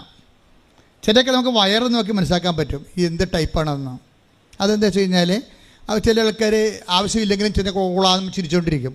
അവരെ ഒന്നും ഏൽപ്പിക്കാൻ കൊള്ളത്തില്ല. ഒരു സാധനം ചെയ്യത്തില്ല. മടിയായിരിക്കും. ചെയ്യും. ഈ വവ്വാൽ കടിച്ച പോലെ കിടക്കും. ഈ വവ്വാൽ തങ്ങലിങ്ങൊക്കെ കടിച്ചിട്ട് അതിന് തിന്നാൻ പറ്റില്ല. അതിൻ്റെ കയ്യും താഴെ വീഴും, താഴെ കിടക്കുകയും ചെയ്യും. അങ്ങനെ പണ്ട് ഈ തല്ലി തങ്ങാൻ സാധനമില്ലേ നമ്മുടെ കേരളത്തിലെ ബദാം, അത് ഒരു സ്ഥലത്തിൽ അവർ സത്യപ്പെടുത്താൻ പറ്റത്തില്ല. അവരിങ്ങനെ ചിരിക്കും പറയുന്നത്, അല്ലെങ്കിൽ ചിരിക്കാനുള്ള വകുപ്പൊക്കെ ഉണ്ടാക്കും, അല്ലെങ്കിൽ എവിടെയെങ്കിലുമൊക്കെ ഇങ്ങനെ ടൂറ് ഇങ്ങനെ കറങ്ങി കിടക്കും, ഇങ്ങനെ കൂട്ടായ്മയിലൊക്കെ ഈ കുത്തിയിരിക്കും, എന്ത് കുറേ വെടി വർത്താനമൊക്കെ പറഞ്ഞുകൊണ്ടിരിക്കും. ഒരു പണി അവരെ ഏൽപ്പിക്കാൻ കൊള്ളത്തില്ല. കാര്യം അവരുടെ ബോഡി ആ ടൈപ്പാണ്. വിസറട്ടോണിക് എൻഡോമോർഫ് എന്ന് പറയും. അത് നമ്മുടെ ഈ മുട്ട, ഈ നമ്മുടെ ഈ അണ്ടം വികസിക്കുമ്പോൾ തന്നെ അകത്തെ ചുവപ്പ് കാമ്പാണ് കൂടുതൽ പ്രിഡോമിനൻ്റായിട്ട് വളർന്നു വരണമെങ്കിൽ ആൾക്കാർ അവർക്ക് കല്യാണം ഭയങ്കര ഇഷ്ടമായിരിക്കും. മരണത്തിലൊന്നും പോകത്തില്ല അധികം. മരണത്തിൽ പോയാൽ തന്നെ അവിടെ പോയിരുന്നുകൊണ്ട് എന്തെങ്കിലുമൊക്കെ പറഞ്ഞുകൊണ്ട് ആൾക്കാരെ ആരുടെയെങ്കിലും പെട്ടയ്ക്ക് തൂങ്ങി വല്ല വെള്ളം അടിക്കാനും പോയിട്ട് അവിടെ ഇരുന്ന് ഷാപ്പിൽ ഇരുന്ന് വർത്താനം പറയും, ബാറിലിരുന്നുകൊണ്ട്. അങ്ങനെ ടൈപ്പുണ്ട്. അങ്ങനെ ഓരോ മനുഷ്യർ ഇവരെന്ന് പറഞ്ഞാൽ സീരിയസ് ബോഡിയാണ് ഇവരുടെ. ഇപ്പം ഇവർ ഒരു കാര്യം പറഞ്ഞാൽ ഉണ്ടെങ്കിൽ ഉണ്ട്, ഇല്ലെങ്കിൽ ഇല്ല. ഇവരെന്താ, ഇവർ ഓൺലൈൻ ഉടമ്പടി എടുത്ത് പിന്നെ എന്താ സംഭവം, ഇവർ മൊത്തം അങ്ങോട്ട് അതിൻ്റെ അകത്ത് ആ ഓൺലൈൻ ഉടമ്പടിയാണല്ലോ എടുത്തതെന്നല്ല, അവർ കൃത്യമായിട്ട് വചനം വായിക്കാൻ തുടങ്ങി. ഒരാളിൻ്റെ മാറ്റം കണ്ടില്ലേ? ഇവിടെ വന്നിട്ട് മാതാവ് അവധിയിലാണെന്ന് പറഞ്ഞ് പോയ പാർട്ടിയാണ്. ആ ഓൺലൈൻ ഉടമ്പടി എടുത്തു കഴിഞ്ഞപ്പോൾ ഉടനെ അവർ കൃത്യമായിട്ട് വചനം വായിക്കാൻ തുടങ്ങി. 5:30 എഴുന്നേറ്റ് വചനം വായിക്കും, ഇംഗ്ലീഷ് പത്രം കൂടുതൽ വരുത്തിക്കും, എന്നിട്ട് ഓരോ ഇംഗ്ലീഷ് പള്ളിയിൽ കൊണ്ടേ കൊടുക്കും. ഇംഗ്ലീഷ് പത്രമല്ലേ? അപ്പോൾ ആ ഇംഗ്ലീഷ് കമ്മ്യൂണിറ്റി അവിടെ ഇംഗ്ലണ്ടിലുണ്ടല്ലോ, ലണ്ടനിൽ ഇംഗ്ലീഷ് കമ്മിറ്റി ഉണ്ട്, പള്ളിയുണ്ടല്ലോ, അവിടെ കൊണ്ടുപോയി സായിപ്പന്മാരോട് കൃപാസനത്തെക്കുറിച്ച് സംസാരിക്കും. കണ്ട, അവർ പത്രം കൊടുക്കുക മാത്രമല്ല ചെയ്യണത്, പിന്നെ എന്താണ്, മറ്റൊരു സമൂഹത്തോട് കർത്താവിൻ്റെ മാതാവിൻ്റെ പ്രത്യക്ഷീകരണത്തെക്കുറിച്ച് സംസാരിക്കുകയാണ്. അപ്പോൾ സീരിയസാണ്, വൈറ്റ് ഉടമ്പടിയാണത്, സീരിയസ് ആയ വിഷയം. സീരിയസ് ആയപ്പോൾ സിമി പറയുന്നൊരു സംഭവമുണ്ട്, മകൻ്റെ കാര്യം ഞാൻ മറന്നുപോയെന്ന്. അതിന് അഭിഷേകം എന്ന് പറയണത്. തന്നെയല്ല, മകനെക്കുറിച്ച് ആ സ്കൂളിൽ ചേർത്തപ്പോൾ എന്നെ അവിടുന്ന് എല്ലാവരും വിളിക്കാൻ തുടങ്ങി. എന്താണ്, അവിടുത്തെ ഹെഡ് മിസ്സസ് വരെ എന്നെ വിളിച്ചു. എന്താണ്, മകൻ്റെ നല്ല നല്ല കാര്യങ്ങൾ പറയാൻ വിളിച്ചെന്ന്, അവൻ്റെ സ്വഭാവവും.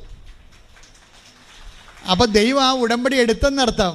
എന്താ കാര്യം, ദൈവത്തിൻ്റെ ഉടമ്പടി സിമി എടുത്തു. സിമി സീരിയസ് ആയി. ഇത് പണ്ട് ഉടമ്പടിയുടെ കാലം തുടങ്ങിയപ്പോൾ ദൈവം എന്നോട് പറയുന്നൊരു വാക്ക് ഉണ്ടായിരുന്നു. അത് ഒത്തിരിപ്പോഴും ഞാൻ പറഞ്ഞിട്ടുണ്ട്, if you are serious God will be sincere, if you are sincere God will be serious. അതാണ് ഉടമ്പടിയുടെ ഒരു ഇക്വേഷൻ, സമവാക്യം എന്ന് പറഞ്ഞ ഇതാണ്.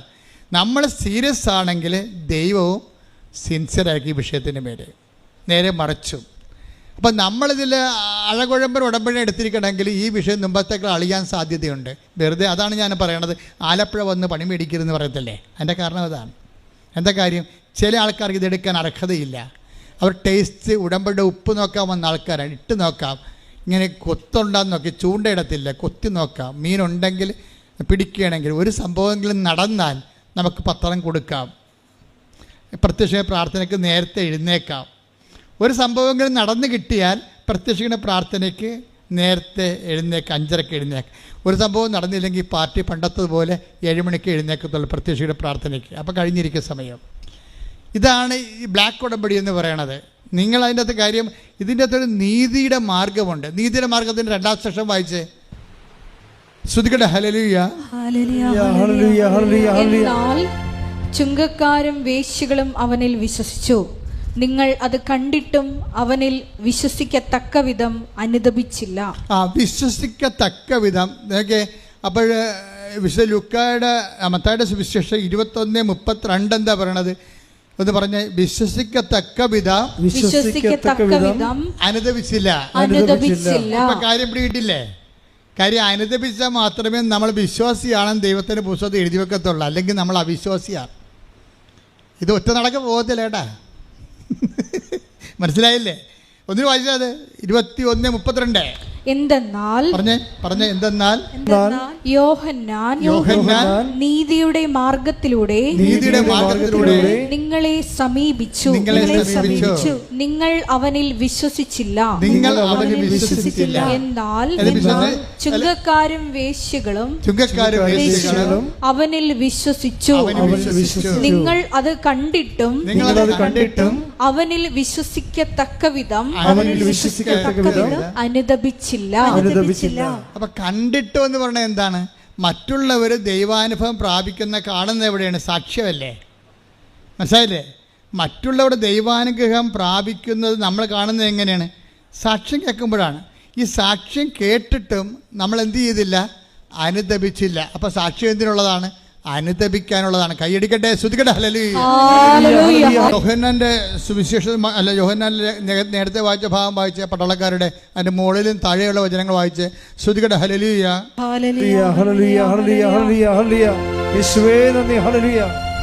ജനക്കൂട്ടം അവനോട് ചോദിച്ചു.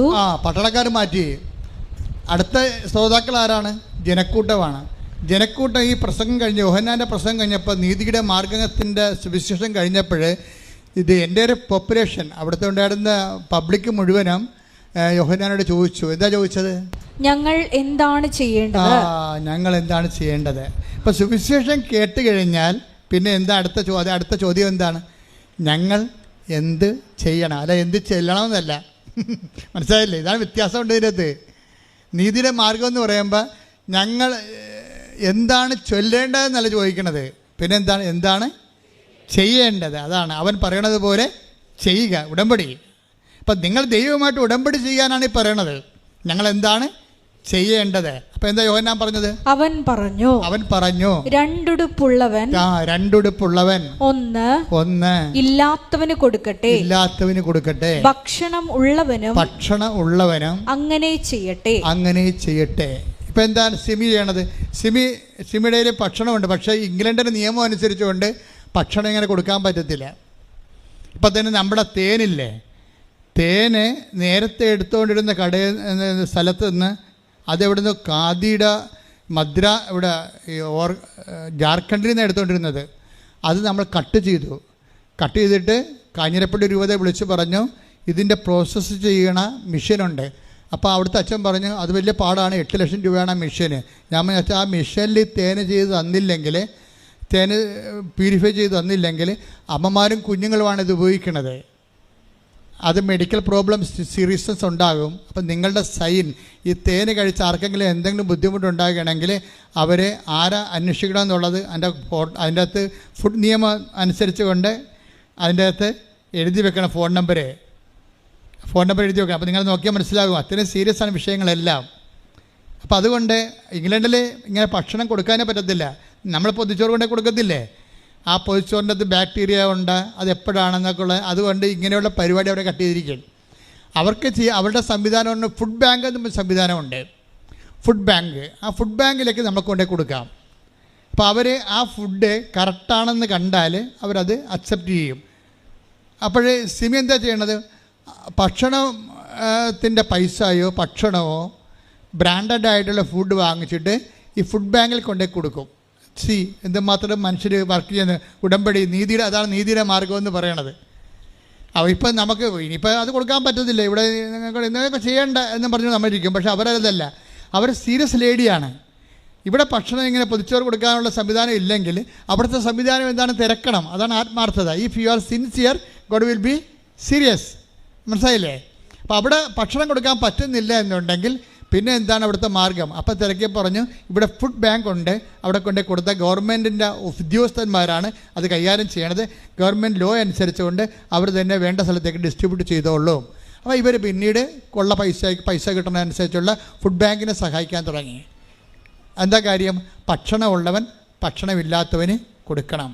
ഇപ്പോൾ നിങ്ങൾ തന്ന വസ്ത്രം എല്ലാം എന്താ ചെയ്തിരിക്കണത്? ആ വസ്ത്രം നിങ്ങൾ ഇവിടെ ഒരു 2 ലോറിക്കാൻ പറ്റിയ വസ്ത്രം നിങ്ങൾ തന്നിട്ടുണ്ട്. നല്ല പുതിയ വസ്ത്രങ്ങളാണ് പലരും തന്നത്.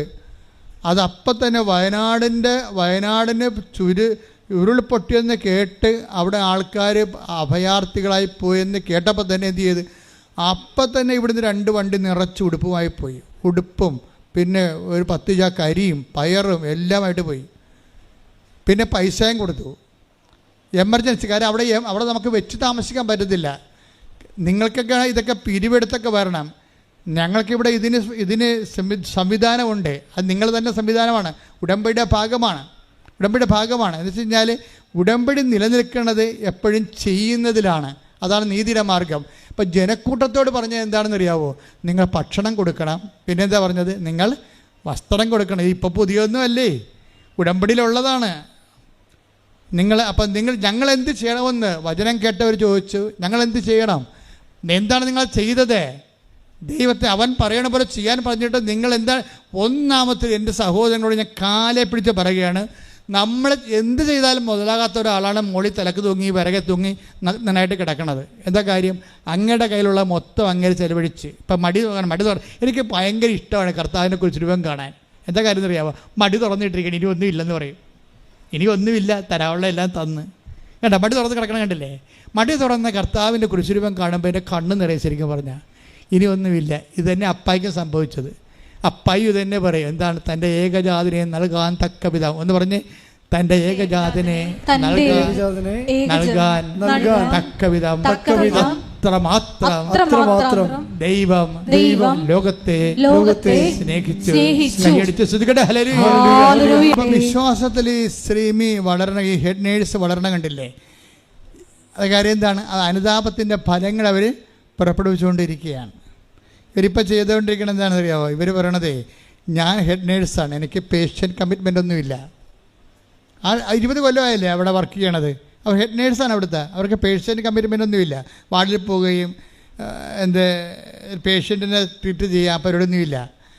നേഴ്സുമാരുടെ ആ വാർഡിലൊക്കെ നിശ്ചയിച്ചിരിക്കുന്ന നേഴ്സുമാരുടെ കാര്യം, ഡ്യൂട്ടിക്ക് അവർക്ക് നിർദ്ദേശങ്ങൾ കൊടുത്താൽ മതി.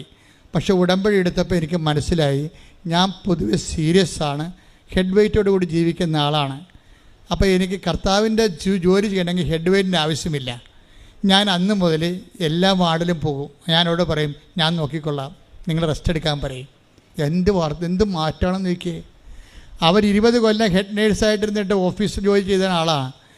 ഇപ്പം ഞാൻ എടുത്തു ചാടിയേ സംസാരിക്കത്തുള്ളൂ. എന്നെ കാണുമ്പോൾ തന്നെ മറ്റു നേഴ്സുമാർക്ക്, താഴെയുള്ള നേഴ്സുമാർക്ക് പേടിയാണ്. ഇപ്പം ഞാൻ അവരോട് സൗമ്യമായി സംസാരിക്കുന്നുണ്ട്, ശാന്തമായി സംസാരിക്കുന്നുണ്ട്. അവരെ ഹെൽപ്പ് ചെയ്യണമെന്നുള്ള മാനസികാവസ്ഥ എനിക്കുണ്ട്. അതുകൊണ്ട് അവർക്ക് എന്തെങ്കിലും വിഷമം ഉണ്ടെങ്കിൽ ഞാനത് തിരക്കുന്നുണ്ട്. ഇവരങ്ങ് ടോട്ടലി മാറി, അവരൊരു സൗമ്യതയായി മാറി. സൗമ്യതയെന്ന് പറയുന്നത് ഉടമ്പടി ചെയ്യുന്ന വ്യക്തികൾക്ക് സൗമ്യത നിങ്ങൾക്കറിയാമോ? സൗമ്യത ഒരു കോമ്പൗണ്ടാണ്. സൗമ്യത എന്ന് പറയുന്നത് ഒരു കോമ്പൗണ്ട് ഗ്രേസാണ്. സൗമ്യത എന്ന് പറയണത് ഭയങ്കര പാടാണ്. എനിക്കൊക്കെ സൗമ്യതയൊക്കെ വരണമെങ്കിൽ 1000 കിലോമീറ്റർ നടക്കാൻ ഓടേണ്ടി വരും. എന്തുകഴിഞ്ഞാൽ എനിക്ക് അല്പം തെറ്റിക്കണ്ടെങ്കിൽ ഞാൻ അപ്പം തന്നെ എൻ്റെ മുഖം മാറും. എനിക്കറിയാം, എന്നത്തോട് തന്നെ ഞാൻ യുദ്ധം ചെയ്താണ് ഞാൻ ഇവിടെ ജീവിക്കണത്. എന്താ പ്രശ്നം? സൗമ്യത എന്ന് പറയണമ്പോൾ ആദ്യം സ്നേഹം, പിന്നെ ക്ഷമ, പിന്നെയാണ് സൗമ്യത വരണത്. അതാണ് കോമ്പൗണ്ട് ഗ്രേസ് എന്ന്. ഇതൊക്കെ ഞാൻ കർത്താവിനോട് പറഞ്ഞ രഹസ്യങ്ങളാണ്, ആത്മീയ രഹസ്യങ്ങൾ, അല്ലാതെ ഞാനൊരിടത്തും പഠിച്ചതല്ല. സൗമ്യത എന്ന് പറയുമ്പോൾ ആദ്യം കഴിഞ്ഞ സ്നേഹമാണ് വരണത്. ഇപ്പം തൻ്റെ ഈ കൊടുക്കണേ നൽകണേ എന്താണ്? ആരൊക്കെ എന്തായാലും എന്തെങ്കിലും നൽകണമെന്ന് തോന്നണേ എന്താണ്? സ്നേഹമാണത്. അതാണ് തൻ്റെ ഏകജാതനെ നൽകാൻ തക്ക വിധം. അത് 3:16 വായിച്ചേ, യോഹന്നാൻ 3:16. ശ്രുതികട്ടെ, ഹല്ലേലൂയ ഹല്ലേലൂയ ഹല്ലേലൂയ ഹല്ലേലൂയ, യേശുവേ നന്ദി, ഹല്ലേലൂയ ഹല്ലേലൂയ ഹല്ലേലൂയ ഹല്ലേലൂയ. യോഹന്നാൻ 3:16. എന്തെന്നാൽ അവനിൽ വിശ്വസിക്കുന്ന ഏവനും നശിച്ചു പോകാതെ നിത്യജീവൻ പ്രാപിക്കുന്നതിനു വേണ്ടി തന്റെ ഏകജാതനെ നൽകാൻ തക്കവിധം ദൈവം ലോകത്തെ അത്രമാത്രം സ്നേഹിച്ചു. എത്രമാത്രമാണെന്ന് ഒരു പിടിയുമില്ല. അത് ഇത്രമാത്രം ഒന്ന് ദൈവം പറയും. നീ എന്നെ എന്തുമാത്രം സ്നേഹിച്ചെന്ന് ചോദിച്ചാൽ ദൈവം പറയും, നീ കുരിശിട്ട് നോക്കി, എൻ്റെ ഏകജാതനെ ഇതുപോലെ നൽകാൻ തക്ക വിധം അത്രമാത്രം സ്നേഹിച്ചു. ഇപ്പം കുരിശുരൂപം കാണുമ്പോൾ നമുക്ക് തോന്നേണ്ടത് ദൈവസ്നേഹമാണ്. ദൈവസ്നേഹത്തിൻ്റെ ഒരു തുറന്ന ബൈബിളാണ് കുരിശുരൂപം എന്ന് പറയണത്. അതുകൊണ്ട് തന്നെ കുരിശുരൂപം, ചിലർ എന്നോട് ചോദിക്കും, അച്ഛാ കുരിശുരൂപം വീട്ടിൽ വെക്കാൻ പറ്റുമോ അച്ഛാ? എന്താണ് കാര്യം? അന്ധവിശ്വാസികളെ, വിശുദ്ധ അന്ധവിശ്വാസികളുണ്ടേ. കുറേ ആൾക്കാർ അവിശുദ്ധ അന്ധവിശ്വാസികളെ രണ്ടായിട്ട് തിരിക്കാം. ഒന്ന് അവിശുദ്ധ അന്ധവിശ്വാസികളും പിന്നെ വിശുദ്ധ അന്ധവിശ്വാസികളും. അവർ വിശ്വാസികളായിരിക്കുമ്പോൾ തന്നെ അവർക്ക് ഇതിൻ്റെ അകത്ത് കുറേ, അച്ഛാ കുരിശുരൂപം വീട്ടിൽ വെക്കാമോ അച്ഛാ? എന്നോട് നേരെ പച്ചക്ക് എൻ്റെ മുഖത്ത് ചോദിക്കണതാണേ. അപ്പോൾ എന്താ കാര്യം? കുരിശുരൂപം വീട്ടിൽ വെച്ചാൽ നമ്മൾ മരിക്കുമ്പോൾ തലയ്ക്ക് ഭാഗത്ത് വെക്കണമല്ലേ കുരിശുരൂപം. അപ്പോൾ വീട്ടിൽ മരണം ഉണ്ടാകുന്ന അവർ വിശ്വസിക്കണത്. പരിപാടി തെണ്ടിയില്ലേ? പിശാച് എന്തും തന്ത്രപരമായിട്ടാണ്. പക്ഷേ കുരിശിൽ കർത്താവ് കിടക്കുമ്പോൾ എന്താ തോന്നണത്? അത് 3:16. അത് 3:16. എന്താണത്? തൻ്റെ ഏകജാതനെ നൽകാൻ തക്ക വിധം ഇത്രമാത്രം. അതാണ് സംഭവം. ദൈവം നമ്മളെ സ്നേഹിച്ചു. കൈയടിക്കട്ടെ. അത് എൻ്റെ മക്കളെ, അതുകൊണ്ട് നമ്മൾ ദൈവത്തിൻ്റെ ഒരു മൈൻഡ് സെറ്റ് എന്ന് പറയണത് ഒന്നും മുതലാകത്തില്ല. അതാണ് പ്രശ്നം. ഒന്നും മുതലാകത്തില്ല. അത് നിങ്ങൾക്ക് മനസ്സിലാകണം. എന്താ ഒന്നും മുതലാകത്തില്ലെന്ന് പറഞ്ഞാൽ, ഇപ്പോൾ തൻ്റെ ഏകജാതനെ നൽകാൻ തക്ക വിധം ദൈവം അത്രമാത്രം സ്നേഹിച്ചു. ഇനി ഏകജാതം വന്നപ്പോൾ നമ്മളോട് ചോദിച്ചത് എന്താണ്? വിശേഷ വിധിയായി നിങ്ങൾ എന്താണ്? അതാണ് പ്രശ്നം. നമ്മൾ സാധാരണ രീതിയിൽ ചെയ്തതൊന്നും ദൈവത്തിന് മുതലാകത്തില്ല. 5:46 എടുത്ത് ശ്രദ്ധിക്കട്ടെ. ഹല്ലേലൂയ. നിങ്ങളെ സ്നേഹിക്കുന്നവരെ നിങ്ങൾ സ്നേഹിച്ചാൽ, കേട്ടോ ഒന്ന് പറഞ്ഞേ, നിങ്ങളെ സ്നേഹിക്കുന്നവരെ മാത്രം നിങ്ങൾ സ്നേഹിച്ചാൽ നിങ്ങൾക്ക് എന്ത് പ്രതിഫലമാണ് ലഭിക്കുക? ഒലക്ക മുഴുകി കിട്ടുമെന്നാണ് ഈ പറയണത്. മനസ്സിലായില്ലേ? നിങ്ങൾ സ്നേഹിക്കുന്നവരെ മാത്രമാണ് നിങ്ങൾ സ്നേഹിക്കുകയാണെങ്കിൽ നമ്മുടെ ജീവിതം സ്വാഹ. അത്രേ ഉള്ളൂ, ഒന്നുമില്ല. മേലോട്ട് നോക്കി വരച്ചാൽ മതി. ദൈവം അത് അക്സെപ്റ്റ് ചെയ്യുന്നില്ല. എന്താ കാര്യം? അടുത്ത നോക്കിയേ, എന്താണ്? ചുങ്കക്കാർ പോലും. അതെ, ചുങ്കക്കാർ പിന്നെയും വരാൻ തുടങ്ങി. ചുങ്കക്കാർ പോലും അന്നത്തെ ഏറ്റവും കൂടുതൽ പാപികളുടെ കൂടെ ചേർത്തിരുന്ന ആൾക്കാരെയാണ് ചുങ്കക്കാർ. വേശ്യാവൃത്തിയും ചുങ്കപ്പണിയുമാണ് യഹൂദൻ ഒരിക്കലും അക്സെപ്റ്റ് ചെയ്യാത്ത സാധനം. അവർ പോലും പറഞ്ഞേ, ചുങ്കക്കാർ പോലും അത് തന്നെ ചെയ്യുന്നില്ലേ? ചുങ്കക്കാർ പോലും നിങ്ങൾ അവരെ സ്നേഹിക്കുന്നവരെ തന്നെ അവർ സ്നേഹിക്കുന്നില്ലേ? സഹോദരങ്ങളെ മാത്രമേ. സഹോദരൻ, കുടുംബക്കാരില്ലേ, കുടുംബക്കാരും സമുദായക്കാരും ഒക്കെ ഇല്ലേ, അവരെ മാത്രമേ നിങ്ങൾ അഭിവാദനം ചെയ്യുന്നുള്ളെങ്കിൽ വിശേഷവിധിയായി കിടക്കണ ചട്ടിങ്കലോ. എന്താണ് വിശേഷവിധിയായി? ഇവിടെയാണ് എന്താണ് നിങ്ങൾ ചെയ്യുന്നത്? വിജാതീയരും ദൈവത്തെ അറിയാത്തവരും അത് തന്നെ ചെയ്യുന്നില്ലേ? അപ്പൊ ഇതിനകത്ത് നമ്മുടെ സ്റ്റാറ്റസ് ആൻഡ് റാങ്കിങ് വർദ്ധിപ്പിക്കണം. എന്ത് ചെയ്യണം? അതായത് നമ്മൾക്ക് സ്വാഭാവികമായിട്ടുള്ള കമ്മിറ്റ്മെൻറ്റ് സ്നേഹമായിട്ട് ദൈവം കണക്കാക്കുന്നില്ല. സ്വാഭാവികമായ കമ്മിറ്റ്മെൻ്റ് ഇല്ലേ? അമ്മ മകൾക്ക് കൊടുക്കുന്നു, അമ്മായിയമ്മ മരുമകൾക്ക് കൊടുക്കുന്നു, അങ്ങനെ നാട്ടുകാർ നമ്മളെ വീട്ടിലുള്ളവർ ബന്ധുക്കൾക്ക് സ്വന്തപ്പെട്ട് കൊടുക്കുന്നു. ഇതൊന്നും സ്നേഹമായിട്ട് ദൈവം കണക്കാക്കുന്നില്ല. അപ്പം തന്നെ നമ്മുടെ കാര്യത്തിൽ തീരുമാനമായി. ഇവിടെ എന്താ പറയണത്? മത്തായി 5:46 എന്താ പറയുന്നത്? വിശേഷ വിധിയായി നിങ്ങൾ എന്താണ് ചെയ്യുക? അപ്പം ദൈവം അവൻ പറയണ പോലെ ചെയ്യാം, പക്ഷേ വിശേഷ വിധിയായി ചെയ്യണം. മനസ്സിലായില്ലേ? എന്ന് വെച്ചാൽ നമ്മുടെ സ്വാഭാവിക കടമകളുടെ അപ്പുറത്തേക്കാണ് ഉടമ്പടി നിങ്ങളെ പിടിച്ചുകൊണ്ട് പോണത്, കൈ പിടിച്ചുകൊണ്ട് പോണത്. എന്ന് വെച്ചാൽ അത് നിത്യതയിലേക്കാണ്. കൈ അഴിക്കട്ടെ.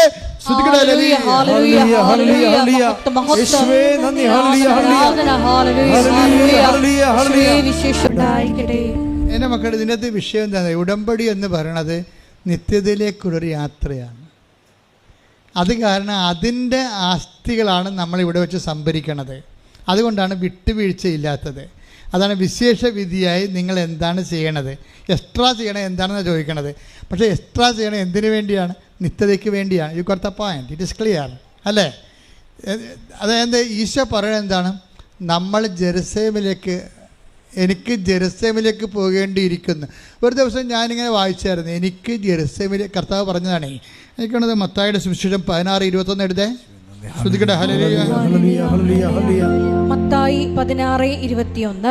മത്തായി 16:21. അപ്പോൾ മുതൽ യേശു തനിക്ക് ജെറുസലേമിലേക്ക് പോകേണ്ടിയിരിക്കുന്നുവെന്നും ശ്രേഷ്ഠന്മാരിൽ നിന്നും പ്രധാന പുരോഹിതന്മാരിൽ നിന്നും നിയമജ്ഞരിൽ നിന്നും വളരെയേറെ സഹിക്കേണ്ടി വരുമെന്നും താൻ വധിക്കപ്പെടുമെന്നും എന്നാൽ മൂന്നാം ദിവസം ഉയർപ്പിക്കപ്പെടുമെന്നും ശിഷ്യന്മാരെ അറിയിച്ചു തുടങ്ങി.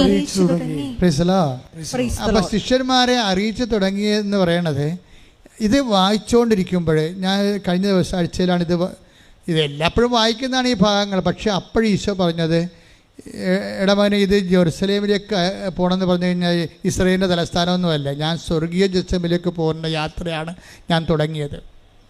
അത് ഞങ്ങൾ സെമിനാരിൽ പോലും പഠിക്കാത്ത സംഭവമാണ്. കാര്യം ഇതിന് ജെറുസലേം ഗലീലി ടു ജെറുസലേം എന്നും പറഞ്ഞ് യുക്കാൻ്റെ സുവിശേഷത്തിൽ ഒരു മാർഗത്തിൻ്റെ സുവിശേഷം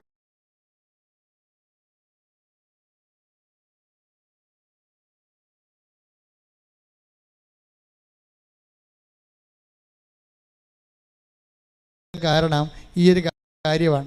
കാര്യം ലൂക്ക സുവിശേഷം എഴുതിയിരിക്കുന്നത് കർത്താവിൻ്റെ ഒരു യാത്ര 3 കൊല്ലം കൊണ്ട് തീരണതാണ്. അത് ഗലീലിയ മുതൽ ജെറുസലേമിലേക്കുള്ള ഒറ്റ യാത്രയായിട്ടാണ്, ചിലപ്പോൾ 3 യാത്രയായിട്ടൊക്കെ അവതരിപ്പിക്കും അവർ. എന്താ ആ ജെറുസലേമിൽ ചെന്ന് എത്തുന്ന സമയത്ത് വെച്ചാണ് ഈശോയ്ക്ക് പീഡാനുഭവം ഉണ്ടാകുന്നത്. പിന്നെ തിരുവുത്ഥാനം ഉണ്ടാകുന്നത് അങ്ങനെയാണ്. അപ്പോൾ അതേ രീതിയിലാണ്. പക്ഷേ ഈ ഭാഗം ഞാനൊരു 100 പ്രാവശ്യം വായിച്ചിട്ടുണ്ടെങ്കിലും കഴിഞ്ഞ ആഴ്ച വായിച്ചപ്പോൾ ഈശോയുടെ ആത്മാവ് പറഞ്ഞു, ഇത് നിങ്ങൾ പറയുന്ന ജെറുസലേം എന്ന് പറയുന്ന ഇസ്രയേലിൻ്റെ തലസ്ഥാനം എന്ന് പറയുന്ന ആ ഭാഗം ഒരു ടോപ്പോഗ്രഫിക്കലായിട്ടുള്ള ഒരു എൻറ്റിറ്റി അല്ല. I meant that eternal Jerusalem. Bible അവസാനിക്കണത് എങ്ങനെയാണ്? ബൈബിൾ വെളിപാട് അവസാനിക്കുന്നത് നമ്മുടെ സ്വർഗീയ ജെറുസലേമിലേക്ക് എത്തിച്ചേരണമാണ്. ഈ യാത്രയെക്കുറിച്ചാണ് ഞാൻ പറയണമെന്ന് എന്നോട് പരിശുദ്ധാത്മാവ് ഒരു സൂചന നൽകിയപ്പോൾ പെട്ടെന്ന് പരിശുദ്ധാത്മാവ് പറഞ്ഞു, ഇനി താഴേക്ക് നീ ഇതുപോലെ വായിക്കാൻ പറഞ്ഞു. നിത്യതയെക്കുറിച്ച് സുവിശേഷത്തിന് നീ പുനർവായന കൊടുക്കാൻ പറഞ്ഞു. കർത്താവ് പറഞ്ഞ വചനങ്ങളെ പുനർവായനയിലൂടെ പരിശുദ്ധാത്മാവ് എന്നെ കൊണ്ടുപോയത് എന്താണെന്നറിയാവോ? പിന്നീട് ഞാൻ എൻ്റെ മനസ്സിൽ കർത്താവ് തന്നത് 16:24. ശ്രുതികട ഹല്ലേലൂയ. മത്തായി 16:24. ശ്രുതികട ഹല്ലേലൂയ. മത്തായി 16:24. യേശു ശിഷ്യന്മാരോട് അരുളി ചെയ്തു, ആരെങ്കിലും എന്നെ അനുഗമിക്കാൻ ആഗ്രഹിക്കുന്നെങ്കിൽ അവൻ തന്നെ തന്നെ പരിത്യജിച്ച് തന്റെ കുരിശുമെടുത്ത് എന്നെ അനുഗമിക്കട്ടെ. ഇവിടെയാണ് പ്രശ്നമെന്ന് പറഞ്ഞു. എന്ന് വെച്ചാൽ ഇത് പറഞ്ഞിരിക്കുന്നത് ഗാഗുൽത്തായി പോയി പത്രോസും ശിഷ്യന്മാരും എല്ലാവരും കൂടെ പോയിട്ട് അനുഗമിച്ച് അവിടെ പോയി കർത്താവിനെ പോലെ കുരിശ കിടക്കുന്ന കാര്യമല്ല പറയണത്. നമുക്ക് ഇത് ഇങ്ങനെ പറഞ്ഞു കഴിയുമ്പോൾ താഴേക്ക് വായിക്കുമ്പോൾ നമ്മളൊക്കെ ഇതും അങ്ങനെയായിരിക്കുന്നു. അല്ല, നമുക്ക് എനിക്ക് ജെറുസലേമിലേക്ക് പോകേണ്ടിയിരിക്കണം എന്നാണ് ഈശോ പറഞ്ഞത്. ശിഷ്യന്മാരെ കൂട്ടിയിട്ടില്ല അവിടെ. എനിക്ക് ജെറുസലേമിലേക്ക് പോകേണ്ടിയിരിക്കണത്. ഇനി ആർക്കെങ്കിലും നിത്യതയിലേക്ക് എൻ്റെ കൂടെ വരണമെന്നുണ്ടെങ്കിൽ പിന്നെന്താ ചെയ്യണത്? ആർക്കെങ്കിലും എന്നെ അനുഗമിക്കാൻ നിത്യ ജെറുസലേമിലേക്ക് പോണ യാത്രയിൽ ആർക്കെങ്കിലും എന്നെ അനുഗമിക്കാൻ താല്പര്യം ഉണ്ടെങ്കിൽ 16:24 വർക്കൗട്ട് ചെയ്യണം. എന്താണ്? നിങ്ങളെ തന്നെ സ്വയം പരിത്യജിക്കണം. എന്ത് ചെയ്യണം? ദിവസേനയുള്ള തന്നെ കുരിശുമെടുത്തുകൊണ്ട് എൻ്റെ പിന്നാലെ വരണം. അപ്പോൾ സ്വർഗീയ നിത്യതയെ അനുസരിച്ചിട്ടാണ് ഈ കുരിശ് വെച്ചിരിക്കണത്. അപ്പം നിങ്ങൾക്ക് പ്രാർത്ഥിച്ചിട്ടും കുരിശാണല്ലോ എന്ന് പറയത്തില്ലേ? പ്രാർത്ഥിച്ചിട്ടും കുരിശാണല്ലോ എന്ന് പറയത്തില്ലേ? ഇപ്പം സിമിയും അങ്ങനെയാണ് പറഞ്ഞത്. എന്താ പറഞ്ഞു വെച്ച് കഴിഞ്ഞാൽ അതായത് അതൊക്കെ മുമ്പ് വേറെ ഒരു കഴിഞ്ഞ ദിവസങ്ങളിൽ ഡിസംബർ 7-ാം തീയതി, ഇന്നലെ 8-ാം തീയതിയല്ലേ, 7-ാം തീയതി ഒരു സാക്ഷ്യം ഉണ്ടായി. ആ സാക്ഷ്യത്തിലെ ശ്രുതിയുടെ മക്കളെ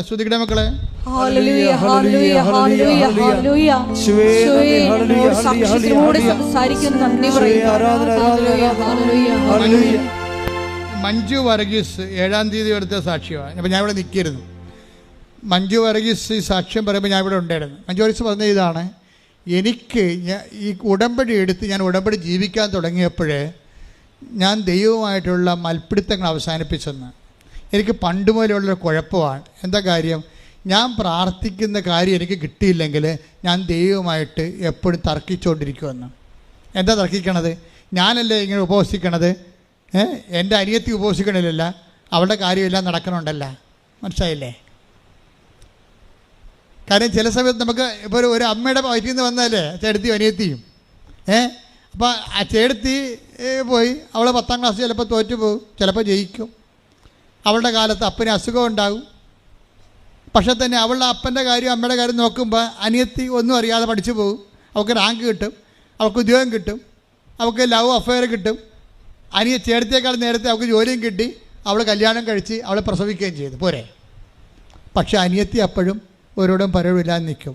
ഞാനാണല്ലോ കർത്താവ് നിൻ്റെ കൂടെ ഉണ്ടായിരുന്നത്, നിനക്ക് വേണ്ടി ഞാനാണല്ലോ എൻ്റെ അപ്പനെ നോക്കിയത്. എൻ്റെ അനിയത്തി നോക്കിയില്ലല്ലോ അപ്പനെ, എൻ്റെ ആങ്ങളെ ശ്രദ്ധിച്ചില്ലല്ലോ, അവനൊക്കെ ഇപ്പോഴല്ലേ കയറി വന്നത്. അവരൊക്കെ വീട് വെക്കാൻ നോക്കി ആരുമായിട്ട് കല്യാണം ഒത്തു വന്നപ്പോൾ അവർക്ക് വീട് വെക്കാൻ വേണ്ടി അപ്പൻ്റെ സ്വത്ത് മേടിക്കാൻ വേണ്ടി ഇപ്പോഴല്ലേ അപ്പനെ നോക്കാൻ വന്നത്. ഇങ്ങനെ തർക്കിച്ചുകൊണ്ടേ ഇരിക്കും ഓരോ കാര്യങ്ങൾ ദൈവത്തോട്. എൻ്റെ മക്കളെ ഓർക്കുക, ദൈവവുമായിട്ടുള്ള ബന്ധം ഇവിടെ അവസാനിക്കണതല്ല. നിങ്ങൾ ഈ ജീവിതം ഇന്നത്തെ ജീവിതത്തിൽ ഇന്ന് അവസാനിക്കുന്ന വിചാരിച്ചുകൊണ്ടാണ് നിങ്ങളുടെ പ്രാർത്ഥനയ്ക്ക് ഉത്തരം കിട്ടിയില്ല, അനിയത്തിടെ കിട്ടി, അയൽവാസി കിട്ടി, നമ്മൾ ദൈവത്തിൻ്റെ കഴുത്തേക്കാളും ചെല്ലുന്നത്. മിണ്ടാതിരിക്കണം. അതായത് നമ്മുടെ നിശബ്ദതയാണ് നമ്മുടെ നിയോഗം. ഇന്നലെ ഞാൻ വെളുപ്പിനെ ഒരു സ്വപ്നം കണ്ടു. ഇതൊക്കെ ഇന്നലെ പറയണമെന്ന് ഞാൻ വിചാരിച്ചതാണ്, പക്ഷേ ഇന്നലെ അമ്മ പറയിപ്പിച്ചില്ല. അത് ഇന്നലെ പറയാനുള്ളതല്ല, ഇന്ന് പറയാനുള്ളതാണെന്നാണ് പറയണത്. കാര്യം ഇന്നലെ ഞാൻ കണ്ട സ്വപ്നം എന്ന് വെച്ച് കഴിഞ്ഞാൽ ക്രൂഷെ എന്നും പറഞ്ഞ വൈദികൻ, എനിക്ക് ആ പേര് പോലും അറിയാൻ പാടില്ല ശരിക്കും പറഞ്ഞാൽ. ക്രൂഷെ ഒരു ഫോറിൻ വൈദികനാണ്. അർത്തിങ്ക പോലുള്ളൊരു ബസിലിക്കയുടെ അരികിൽ ആ അകത്ത് നിന്നുകൊണ്ട് ഈ കുർബാന അർപ്പിക്കുകയാണ്.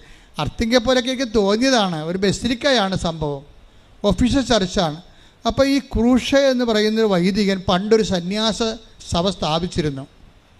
അദ്ദേഹത്തിൻ്റെ പിൻഗാമിയായിട്ടുള്ള ഒരു വൈദികൻ ഈ ബസിലിക്ക സന്ദർശിക്കാൻ വന്ന സ്വപ്നമാണേ. ഇന്നലെ 5:20 സ്വപ്നമാണ്. ഇന്നലെ അമ്മ മാതാവ് പ്രത്യക്ഷപ്പെട്ട ദിവസമല്ലേ. ഇപ്പം സ്വർഗത്തിൻ്റെ ഒരു മെസ്സേജാണ് ആ വരണത്. അപ്പം ഞാൻ 5 മണിക്ക് എഴുന്നേറ്റതാണ്, 4 മണിക്ക് എഴുന്നേറ്റതാണ്. പിന്നെ ശരീരം തളർന്ന കാരണം പോയി കിടന്ന് ഉറങ്ങിയപ്പോഴാണ് ഈ സ്വപ്നം വന്നത്. അപ്പോൾ എന്നെ സംഭവിച്ചതെന്ന് വെച്ച് കഴിഞ്ഞാൽ ഈ ക്രൂഷയുടെ ഒരു പിൻഗാമിയായിട്ടൊരു അച്ഛനുമായിട്ട് ഞാൻ അച്ഛന് ഇന്ന് കുർബാന അർപ്പിക്കണം, അച്ഛനാണ് കുർബാന അർപ്പിക്കണത്. അപ്പോൾ ഞാൻ ഈ അച്ഛൻ്റെ അടുത്ത് നിന്നിട്ട് കുർബാനയ്ക്ക് പിതാനും പുത്രനും പറഞ്ഞപ്പോൾ ഞാൻ ഉടനെ മേക്ക് എടുത്തിട്ട് ഈ അച്ഛനെ ഇൻട്രൊഡ്യൂസ് ചെയ്യുകയാണ്. ഇത് ക്രൂഷ അച്ഛൻ്റെ പിൻഗാമിയായിട്ടുള്ള അച്ഛനാണ്. ഈ അച്ഛൻ ക്രൂഷ അച്ഛൻ ചെയ്തിരിക്കണത്, അതായത് ഇൻറ്റൻഷൻസ്, സൈലൻസ് ആൻഡ് ഇൻറ്റൻഷൻസ് എന്നും പറഞ്ഞൊരു സഭ സ്ഥാപിച്ചിട്ടുണ്ട്. സൈലൻസ് ആൻഡ് ഇൻറ്റൻഷൻസ് എന്നും പറഞ്ഞൊരു സഭ സ്ഥാപിച്ചിട്ടുണ്ടെന്ന് ഞാൻ പറഞ്ഞ് നാക്കിയിട്ടില്ല. അപ്പോൾ ഈ അച്ഛൻ പറഞ്ഞു നോ നോ നോ എന്ന് പറഞ്ഞു. അങ്ങനെ അല്ലെന്ന്. അപ്പോൾ ഞാൻ പറഞ്ഞു സൈലൻസ് ഓഫ് ഇൻറ്റൻഷൻസ്. അപ്പോൾ എനിക്കറിയത്തില്ല ഈ മെസ്സേജ്. അപ്പോൾ എനിക്കറിയത്തില്ല. അതുകൊണ്ട് ഈ സന്യാസ സഭയുടെ ലക്ഷ്യം എന്ന് പറയുന്നത് സൈലൻസ് ആസ് ഇൻറ്റൻഷൻസ്, സൈലൻസ് തന്നെയാണ് നിയോഗമെന്ന്. അപ്പോഴും അച്ഛൻ പറഞ്ഞു നോ നോ എന്ന് പറഞ്ഞു. അപ്പോഴും പിന്നെ വെളിപാടുകളിങ്ങനെ വന്നുകൊണ്ടിരിക്കുകയായിരുന്നു. അതായത് പിന്നീട് ഞാൻ പറഞ്ഞു സൈലൻസ്ഡ് ഇൻറ്റൻഷൻസ് എന്ന് പറഞ്ഞു. എന്ന് വെച്ചാൽ നിശബ്ദമാക്കപ്പെട്ട നിയോഗങ്ങളുടെ സന്യാസ എന്ന് പറഞ്ഞു. അപ്പോഴും ഈ അച്ഛൻ നോ പറഞ്ഞു. പിന്നീട് ഞാൻ തിരുത്തി പറഞ്ഞു, അതായത് അപരിചിതമായ അനുഭവങ്ങളിലൂടെ കടന്നു പോകുമ്പോൾ ഒരു വ്യക്തി കൈവരിക്കുന്ന മൗനത്തിൻ്റെ സമർപ്പണ ജീവിതമെന്ന് പറഞ്ഞു. അപ്പം അച്ഛൻ ഓക്കെയായി. ഞാൻ അതുപോലെ തന്നെ അപ്പം എനിക്ക് മനസ്സിലായത് വിഷയം വേറെയാണ്, വേറെ ചാനലിൽ കയറി വരികയാണെന്ന് മനസ്സിലായി. ഞാൻ എഴുന്നേറ്റ് എൻ്റെ നോട്ട് ബുക്ക് മൊത്തം എഴുതി വെച്ചത്, ഇത് മുഴുവൻ ഒപ്പിട്ട്, ഡേറ്റ് ഇട്ട് ഒപ്പിട്ട്, ടൈം ഇട്ട് ഒപ്പിട്ട് കളഞ്ഞ്. കാരണം എൻ്റെ മരണത്തിന് ശേഷം ഏതെങ്കിലും കാലത്ത് ഈ സ്വപ്നത്തെക്കുറിച്ച് സഭ പഠിക്കണ കാലത്ത് ഇങ്ങനെ പറഞ്ഞിരുന്നു എന്ന് പറയും. അത് ഡോക്യുമെൻ്റാണ്, അത് ഡോക്യുമെൻ്റ്. അതെന്താ കാര്യം വെച്ച് കഴിഞ്ഞാൽ നമ്മളിപ്പോൾ അനേകം നിയോഗങ്ങളുമായി മുന്നോട്ട് പോവുകയാണ്. നമ്മൾ നിയോഗങ്ങളെ കിട്ടിയില്ലെങ്കിൽ ഉടനെ ദൈവമായിട്ട് ഉടനെ ഗുസ്തിക്ക് തയ്യാറാകുകയാണ്. അതാണ് അവൾ പറയണത്, ഞാൻ ദൈവത്തുമായിട്ട് ഗുസ്തിക്ക് തയ്യാറാകുകയാണ്. പക്ഷേ എന്താ പ്രശ്നം? അതായത് നിങ്ങൾ ഒരു നല്ല ചൈതന്യമുള്ള വിശ്വാസിയാണെങ്കിൽ എന്തു ചെയ്യും? നിങ്ങൾ ദൈവമായിട്ട് യുദ്ധത്തിന് പോകത്തില്ല. അതാണ് ഇവൾ പറയണത്. മഞ്ജു വർഗീസ് പറയണത്, ഞാനിപ്പോഴേ എന്തെല്ലാം നെഗറ്റീവ് സംഭവിച്ചാലും എൻ്റെ കർത്താവുമായിട്ട് ഞാൻ യുദ്ധത്തിന് പോകത്തില്ല. എന്നിട്ട് ഞാൻ എഴുതി തന്ന ആ സ്വപ്നത്തിൻ്റെ താഴെ എഴുതി മാതാവിൻ്റെ സ്പിരിച്വാലിറ്റി അതാണ്. എന്താണ്? ഒരു തർക്കത്തിൻ്റെ സമയം, ഒരു സമാധാനം ചോദിക്കേണ്ട സമയത്ത് സമാധാനം ചോദിക്കാതെ ഹൃദയത്തിൽ സംഗ്രഹിക്കുന്ന മറിയത്തെയാണ് സ്വപ്നത്തിലൂടെ വെളിപ്പെടുത്തുന്നത്. മറിയമാണിതിൻ്റെ ആൾ. ശരിക്കും പറഞ്ഞാൽ ഈ നിശബ്ദ നിയോഗങ്ങളുടെ, അതായത് നിശബ്ദ നിയോഗങ്ങളെന്ന് പറഞ്ഞാൽ നമ്മുടെ നിയോഗങ്ങളുടെ മേലെ ദൈവം കൈവച്ച് ആ നിയോഗങ്ങൾ നടന്നില്ല എന്നുണ്ടെങ്കിൽ ദൈവമായിട്ട് ഗുസ്തിക്ക് പോകുന്ന അവിശ്വാസിയും ദൈവത്തെ മഹത്വപ്പെടുത്താൻ വേണ്ടി നിൻ്റെ കേൾക്കപ്പെടാത്ത പ്രാർത്ഥനകൾ ഉപയോഗിക്കുന്നെങ്കിൽ നീ മാതാവിനെ പോലെ ഹൃദയത്തിൽ സംഗ്രഹിച്ചുകൊണ്ട് നിത്യതയ്ക്ക് വേണ്ടി അത് കാഴ്ചവെച്ചുകൊണ്ട് നിത്യതയ്ക്ക് വേണ്ടിയുള്ള കുരിശായിട്ട് അത് അക്സെപ്റ്റ് ചെയ്ത് കഴിഞ്ഞാൽ നിത്യതയുടെ ഓഹരിയാണ് ശരിക്കും കുരിശ്. നമ്മൾ ജെറുസലേമിലേക്ക് പോവുകയാണ്. ഞാൻ ജെറുസലേമിലേക്ക് പോകണമെന്നാണ് ഈശോ പറഞ്ഞത്, അല്ലാതെ നമ്മൾ പോകണമെന്നല്ല. പക്ഷേ ഇവർ 5-10 പേരുണ്ടായിരുന്നു, 12 പേരും കൂടിയാണ് ജെറുസലേമിലേക്ക് പോയത്. പക്ഷേ ഈശോ ഇവിടെ പറയണത് ഞാൻ ജെറുസലേമിലേക്ക് പോകണമെന്നാണ് പറയണത്. നിങ്ങൾ പോണ കാര്യം പറഞ്ഞിട്ടില്ല. നിങ്ങൾക്ക് ആർക്കെങ്കിലും എൻ്റെ കൂടെ നിത്യ ജെറുസലേമിലേക്ക് വരണമെന്നുണ്ടെങ്കിൽ 16-24 വർക്കൗട്ട് ചെയ്യണം. എന്താണ് 16-24 എന്താണ്? എന്നെ അനുഗമിക്കാൻ ആഗ്രഹിക്കുന്നവൻ സ്വയം പരിത്യജിക്കണം. സ്വയമാണല്ല പ്രശ്നം. ഇവിടുത്തെ മെയിൻ പ്രശ്നം സ്വയമാണ്. സ്വയമെന്ന് വെച്ചാൽ എൻ്റെ സുഖം, എൻ്റെ താല്പര്യം, എൻ്റെ സന്തോഷം, എൻ്റെ സെക്യൂരിറ്റി, ഇതാണ് സ്വയം. ഈ സ്വയം നിൽക്കുന്നിടത്തോളം കാലം ആർക്കും നിത്യതയിലേക്ക് കയറി പറ്റാൻ പറ്റത്തില്ല. കാര്യം അവർ അഹങ്കാരികളും തോന്നിവാസികളും അവരുടെ കാര്യം നടത്താൻ വേണ്ടി ദൈവത്തെ ദുർവിനിയോഗിക്കുന്നവരുമാകും. അതുകൊണ്ട് തന്നെ അവരെ ബഹളക്കാരെന്നാണ് ദൈവം വിളിക്കണത്.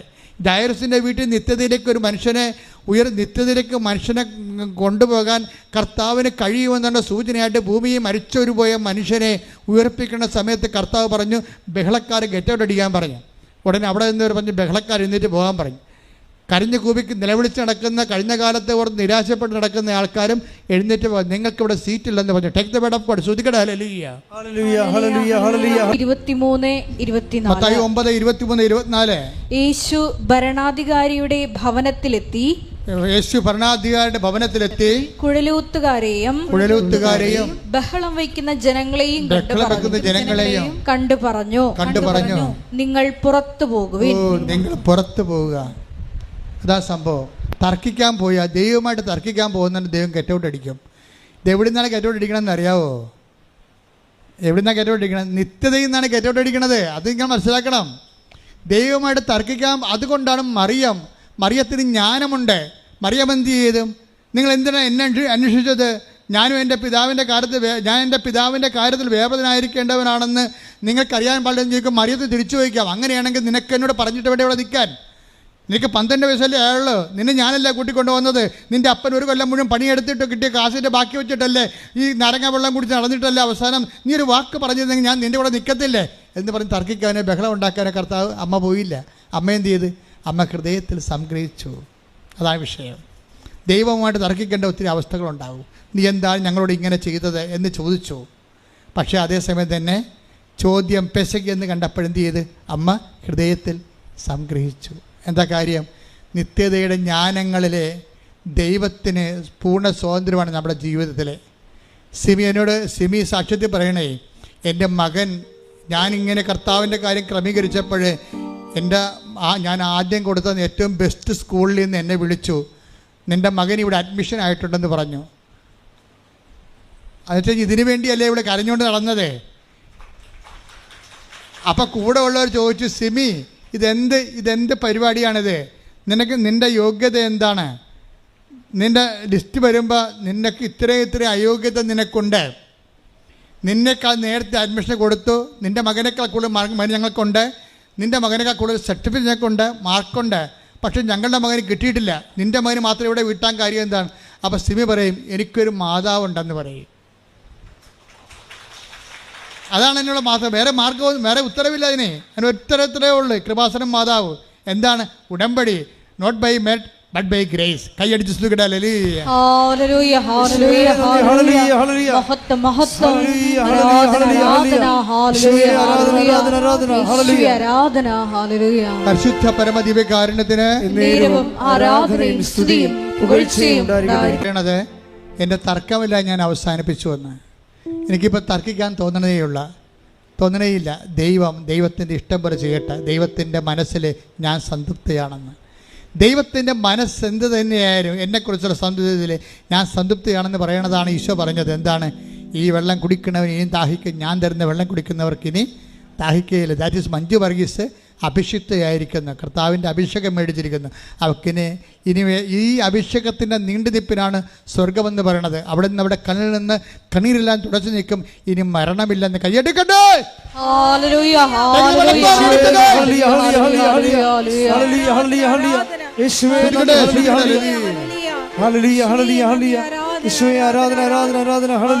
സഞ്ചാരി മാതാവേ ശ്രുതിക്കട്ടെ. വെളിപാട് 21:4. വെളിപാട് 21 ബൈബിൾ അവസാനിക്കാൻ പോകണേ. അവിടുന്ന് അവരുടെ മിഴികളിൽ നിന്ന് കണ്ണീർ തുടച്ചു നീക്കും. ഇനി മരണം ഉണ്ടായിരിക്കുകയില്ല. ഇനിമേൽ ദുഃഖമോ മുറവിളിയോ വേദനയോ ഉണ്ടാവുകയില്ല. പഴയതെല്ലാം കടന്നുപോയി. വെളിപാടിന്റെ പുസ്തകം 21:4 അപ്പോൾ എന്താ പ്രശ്നം എന്ന് വെച്ച് കഴിഞ്ഞാൽ, ഈ അനുഭവം നമുക്ക് ഭൂമി വെച്ച് തന്നെ കിട്ടും. അതെന്താ വെച്ച് കഴിഞ്ഞാൽ, നമ്മൾ പണ്ട് കരഞ്ഞ കാര്യം, പണ്ട് നിലവിളിച്ച കാര്യം, പണ്ട് ബഹളം ഉണ്ടാക്കിയ കാര്യങ്ങളെ ഇപ്പോഴും നമുക്ക് ബഹളം ഉണ്ടാക്കാൻ തോന്നണില്ലെന്നാണ് മഞ്ജു വർഗീസ് പറയണത്. എന്താ കാര്യം? അവൾക്ക് അതിൻ്റെ അഭിഷേകം കിട്ടിയിരിക്കുന്നു. ദൈവത്തോട് നമ്മൾ ചോദിക്കേണ്ടത് ക്യാഷ് ആൻഡ് കൈൻഡ് അല്ല, മറിച്ച് അനോയിൻമെൻ്റാണ് ചോദിക്കേണ്ടത്. എന്താണ്? അഭിഷേകം. കാര്യം നമുക്കറിയാമല്ലോ, അഭിഷേകം എന്ന് പറയണത് ഒരു വിഷയത്തിന് രണ്ട് തരത്തിൽ നമുക്ക് ദൈവത്തിൻ്റെ അനുഭവം ഉണ്ടാകും. ഒന്ന് ക്യാഷ്, ജോലി നമുക്ക് നൽകും. ചില കാര്യങ്ങൾ ദൈവം റിസർവ്ഡ് ചെയ്യും. റിസർവ്ഡ് ചെയ്യണമെന്ന് വെച്ച് കഴിഞ്ഞാൽ അത് നമുക്ക് തരാതിരിക്കുന്നതിൻ്റെ കാരണം വെച്ച് കഴിഞ്ഞാൽ അതിന് പകരം ദൈവം തരണത് അഭിഷേകമായിരിക്കും. അങ്ങനെ അഭിഷേകം തന്ന തർക്കം മാറും, ബഹളം മാറും, കരച്ചിൽ മാറും, നിരാശ മാറും. We will be contented in our self, നമ്മൾ തന്നെ. അതാണ് ഒരു വിശ്വാസിയുടെ അവസാന അനുഭവ രൂപം എന്ന് പറയുന്നത്. സെൽഫ് കണ്ടൻറ്റൻസ് ആണ്. എന്ന് വെച്ച് കഴിഞ്ഞാൽ അവൾ അഭിഷേകം പ്രാപിച്ചിട്ട് അവൾ തന്നെ സ്വയം നിശബ്ദമായിരിക്കുന്നു. അതാണ് ഇന്നലെ പറഞ്ഞത്, ഇത് കോൺഗ്രിഗേഷൻ ഓഫ് സൈലൻസ് എന്ന് വെച്ചാൽ എങ്ങനെ സൈലൻസാണ്? ബാബുട്ടി ക്ലിപ്പിട്ടിരിക്കുന്ന സൈലൻസ് അല്ല, മറിച്ച് ദൈവത്തിന് വസ്തുക്കൾക്കും അതുപോലെ തന്നെ മറ്റ് വിഷയങ്ങൾക്കും പകരം ദൈവത്തെ കിട്ടിയ മനുഷ്യൻ ബഹളങ്ങൾ നിർത്തി ശാന്തവും സൗമ്യവുമായിട്ട് ദൈവ തിരുമനസ്സിൻ ആത്മീയ ആഹാരമായി കിട്ടിക്കൊണ്ട് യോഹന്നാൻ 4:36 അനുസരിച്ച് കൊണ്ട് സ്വയം നിങ്ങളറിയാത്ത ഭക്ഷണം എനിക്കുണ്ട് എന്ന് പറയുമ്പോൾ, അറിയാത്ത ഭക്ഷണം അവന് ആർക്കെങ്കിലും ഭക്ഷണം കൊടുത്ത് കാണുമെന്ന് ചോദിക്കുമ്പോൾ എൻ്റെ പിതാവിൻ്റെ ഇഷ്ടം നിറവേറ്റുകയാണ് എൻ്റെ സന്തോഷം എന്ന് പറയുമ്പോൾ, നമ്മുടെ ഇഷ്ടം നിറവേറ്റുന്നത് നമ്മൾക്ക് അനുഗ്രഹമാകുന്നു, ദൈവത്തിൻ്റെ ഇഷ്ടം നിറവേറ്റുന്നത് നമുക്ക് കൃപയാകുന്നു, അത് നിങ്ങൾക്ക് അഭിഷേകമാകുന്നു, അത് നിങ്ങൾക്ക് സ്വർഗ്ഗത്തിലേക്ക് നീളുന്ന വഴിയാകുന്നു. ശ്രുതിക്കട്ടെ ഹല്ലേലൂയ. ഞങ്ങളുടെ കേൾക്കപ്പെടാത്ത പ്രാർത്ഥനകളെല്ലാം സമർപ്പണമാക്കി മാറ്റുവാൻ പരിശുദ്ധ അമ്മയെ പോലെ ഞങ്ങളെ ആരാധനയിൽ തിരഞ്ഞെടുത്ത അഭിഷേകം ചെയ്യും. ഇതിന്റെ ബാക്കി ഭാഗങ്ങൾ അടുത്ത ധ്യാനത്തിലേക്ക് കേൾക്കാം. എഴുന്നേൽക്കേണ്ട സമയമാണ്. ഉള്ള മുഴകളാണ് അതിൻ്റെ സൂചനയാണ്. ഇപ്പം കയ്യിൽ വന്നിരിക്കുന്ന ചെറിയ മുഴകൾ, അതെല്ലാം കർത്താവ് സുഖപ്പെടുന്ന സന്ദേശമാണ് ഇപ്പോഴുള്ളത്. ചില ആന്തരിക അവയവങ്ങളുടെ തൊലികൾ ഞെറിഞ്ഞു പോകുന്നതായിട്ട് കാണുന്നുണ്ട്. അത് ആന്തരികമായ സൗഖ്യം നൽകി, ആന്തരിക അവയവങ്ങൾക്ക് കർത്താവ് സൗഖ്യം നൽകിക്കൊണ്ട് അനുഗ്രഹിക്കുന്ന സമയമാണ്. വലത് കാലിൻ്റെ വിരലിൻ്റെ കാൽ വെള്ള, അതിൻ്റെ തള്ളവിരലൊഴിച്ചുള്ള 4 വിരലുകൾ, അതിൻ്റെ ബാക്കിലുള്ള വെള്ള ഭാഗം, നമ്മുടെ നിലത്ത് ഊന്നണ ഭാഗം, അത് കടുത്ത മഞ്ഞ നിറത്തിലും കടുത്ത വേദനയിലുമുണ്ട്. അതുപോലെയുള്ള വ്യക്തികളെ കർത്താവ് സ്പർശിച്ച് സൗഖ്യത്തിലേക്ക് നയിക്കുന്നുണ്ട്. ശ്രുതികട കൈവെള്ളകളെ കർത്താവ് കാണിക്കുന്നുണ്ട്. കൈവെള്ളകളിൽ താങ്ങാനാവാത്ത രോഗങ്ങളുള്ളതും വേദനയുള്ള കർത്താവ് കാണിക്കുന്നുണ്ട്. അതെല്ലാം കർത്താവ് സൗഖ്യത്തിലേക്ക് നയിച്ചുകൊണ്ടിരിക്കുന്ന സമയമാണ്.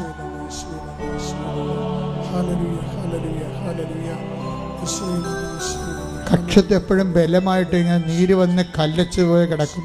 തപ്പി ഇങ്ങനെ നോക്കുമ്പോൾ ഭയങ്കര ബലമായിട്ട് തോന്നും. ആ വ്യക്തിയെയും കർത്താവ് സുഖപ്പെടുത്തിക്കൊണ്ടിരിക്കുന്നു. ഇങ്ങനെ ഒരു സ്ട്രെച്ചർ ഉപയോഗിച്ച് നടക്കുന്ന വ്യക്തിയെ കാണിക്കുന്നുണ്ട്. അദ്ദേഹത്തെ ഇന്ന് മുതൽ കർത്താവ് അദ്ദേഹത്തിന് പതുക്കെ സൗഖ്യത്തേക്ക് നയിക്കും. സ്ട്രെച്ചർ ഉപയോഗിച്ചാൽ പോലും പരസഹായമില്ലാതെ ബാത്റൂമിൽ പോകാൻ പറ്റാത്ത വ്യക്തിയാണ്. ആ വ്യക്തിയെയും കർത്താവ് ഇനി ഈ സ്ട്രെച്ചർ ഉപയോഗിച്ചുകൊണ്ടിരിക്കുന്നവരെ കർത്താവ് സ്പർശിക്കുന്ന സന്ദേശമുണ്ട്. ആന്തരിക അവയവങ്ങൾ, കരളുകളും അതുപോലെ തന്നെ കുടലും, പിന്നെ ചില എനിക്ക് പേര് അറിയാത്ത ചില അവയവങ്ങളെ, ആന്തരിക അവയവങ്ങളെ കർത്താവ് കാണിക്കുന്നുണ്ട്. രക്തമയം നഷ്ടപ്പെട്ടിരിക്കുന്നു.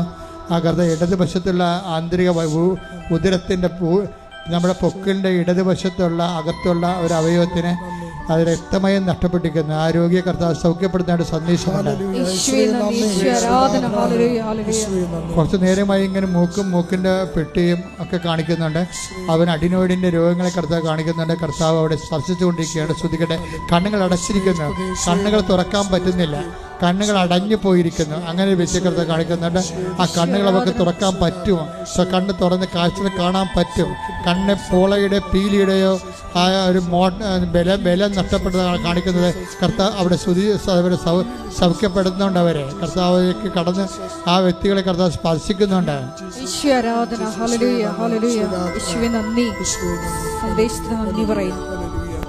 ദൂരയാത്രയ്ക്ക് ഒരുങ്ങുന്നവർ പ്രാർത്ഥിക്കേണ്ട സമയമാണിത്. ആശുപത്രി കിടപ്പ് രോഗികളായിട്ടുള്ളവരും കീമോ എടുത്തുകൊണ്ടിരിക്കുന്നവരും പ്രാർത്ഥിക്കേണ്ട സമയമാണിത്. കർത്താവെ കൃപാസനത്തിൽ വന്ന് സാക്ഷ്യം പറയാൻ, മാതാവിൻ്റെ പ്രത്യക്ഷപ്പെടുന്ന സാക്ഷിയാക്കാൻ, എന്നെ സാക്ഷിയാക്കണമെന്നാണ് അവരിപ്പോൾ പ്രാർത്ഥിക്കേണ്ടത്. എന്തോ നഷ്ടപ്പെട്ടത്, പുതുക്കി കിട്ടാത്ത പാസ്പോർട്ട്, ഇടത് കൈ, സാധാരണ പാസ്പോർട്ട് കൊണ്ട് നടക്കുന്ന ഇടത് കൈയിലാണെന്ന് തോന്നുന്നു. അങ്ങനെ ഒരു വ്യക്തി പ്രത്യേകം സൂക്ഷിക്കുക. കാര്യം സൂക്ഷിക്കുകയല്ല, അദ്ദേഹം നടന്നുകൊണ്ടിരിക്കുന്ന രേഖകളുമായിട്ട് നടന്നുകൊണ്ടിരിക്കുന്ന ആൾക്കാർ അതിൻ്റെ പെൻഡിങ് തടസ്സങ്ങളുള്ളത് കർത്താവ് നീക്കുന്ന സമയമാണ്. രേഖ സംബന്ധമായ കാര്യങ്ങൾ, വിസ, പാസ്പോർട്ട്, PR അങ്ങനെയുള്ള എന്തെങ്കിലും രേഖകൾ സംബന്ധമായ റേഷൻ കാർഡ് ഉൾപ്പെടെയുള്ള കാര്യങ്ങളിൽ തടസ്സമുള്ളവർ ഇപ്പോൾ പ്രാർത്ഥിക്കേണ്ട സമയമാണ്. അതുപോലെ ഇടയ്ക്ക് കയറി പറയുകയാണ്. അതുപോലെ തന്നെ വയറിൽ നിന്ന് ഒരിക്കലും വയറിന് ക്ഷീണം, ഭക്ഷണം കഴിക്കാൻ പറ്റുന്നില്ല, ആഹാരം കഴിക്കാൻ പറ്റുന്നില്ല, വയറിൽ നിന്ന് ഒഴിഞ്ഞു പോകുന്ന പോലെ എപ്പോഴും തോന്നും. അതുകൊണ്ട് ഭക്ഷണം കഴിക്കാൻ പേടിയാണ്, വയറ്റിൽ ആഹാരം പിടിക്കണില്ല. അങ്ങനെ വ്യക്തിയെ കർത്താവ് ഉദരത്തെ സ്പർശിച്ചുകൊണ്ട് പ്രാർത്ഥിച്ചുകൊണ്ടിരിക്കുന്ന സമയമാണ്.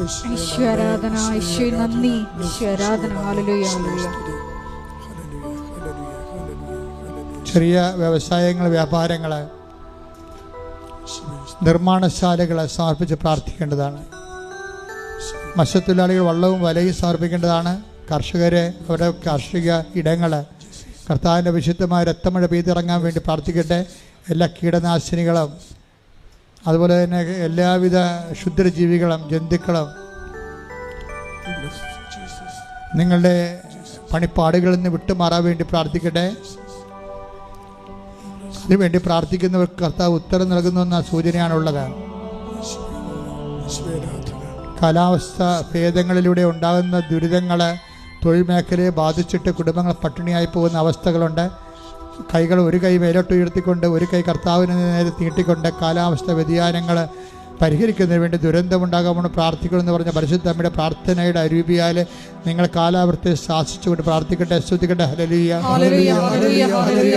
എൻ്റെ കർത്താവിൻ്റെ ഉന്നതമായ നാമത്തിൽ സ്വസ്ഥം ചെയ്യുന്ന കാലാവസ്ഥ വ്യതിയാനം കാരണം മനുഷ്യരാശി ഏറെക്കുറെ വളരെയേറെ വേദനിക്കുകയും കഷ്ടപ്പെടുകയും പലരുടെയും ജീവിത മാർഗങ്ങളും നഷ്ടപ്പെടുകയും ചെയ്യുന്ന അവസ്ഥകളിൽ കർത്താവെ കരയുടെയും കടലിൻ്റെ മേൽ അതിനാഥനായ കർത്താവ് നിൻ്റെ ആണിപ്രധാന വലതുകരം കാറ്റിനെ സമീപിച്ചുകൊണ്ട് കടലിനെ ശാന്തമാക്കിയതിൻ്റെ വലതുകരം കാലാവസ്ഥകളും നിറയട്ടെ ഉയരട്ടെ എന്ന് പ്രാർത്ഥിക്കുന്ന യേശുക്രിസ്തു ഉന്നതമായ നാമത്തിൽ അനുകൂലമായ കാലാവസ്ഥ മനുഷ്യരാശിക്ക് ലഭിക്കട്ടെ.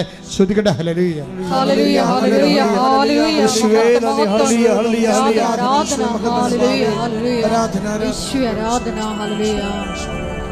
എല്ലാവരും മൗനമായി മുട്ടുനിന്ന് പ്രാർത്ഥിക്കുക. മൗനമായി പ്രാർത്ഥിക്കുക. സമാപന ആശീർവാദത്തിൻ്റെ സമയമാണ്. ഇപ്പോൾ മൗന പ്രാർത്ഥന സമയമാണ്.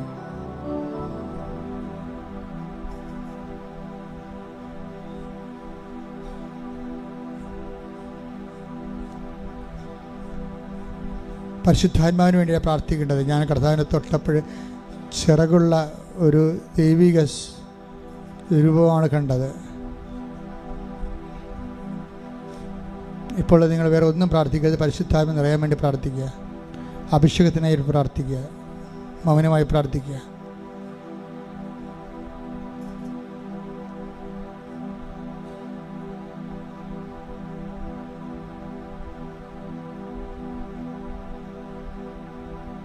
എല്ലാ ദിവസവും നമുക്ക് രാവിലെ 5:30 അച്ഛൻ നിങ്ങൾക്ക് ഡെയിലി ബ്രെഡ് എന്നുള്ള 12 മിനിറ്റ് നിൽക്കുന്ന ഒരു അതായത് ഒരു നമ്മുടെ 20 വർഷം തികയുന്ന അമ്മയുടെ പ്രത്യക്ഷത 20 വർഷം തികയുന്നതിൻ്റെ സൂചനയായിട്ട് ഇനി അതിൻ്റെ ജൂബിലി പ്രാർത്ഥന വരുമ്പോൾ അച്ഛൻ പറയാം ഇതുവരെ ജൂബിലി പ്രാർത്ഥന അമ്മ തരുമെന്നുള്ള സൂചനയെ ഞാൻ അനൗൺസ് ചെയ്തായിരുന്നു നേരത്തെ.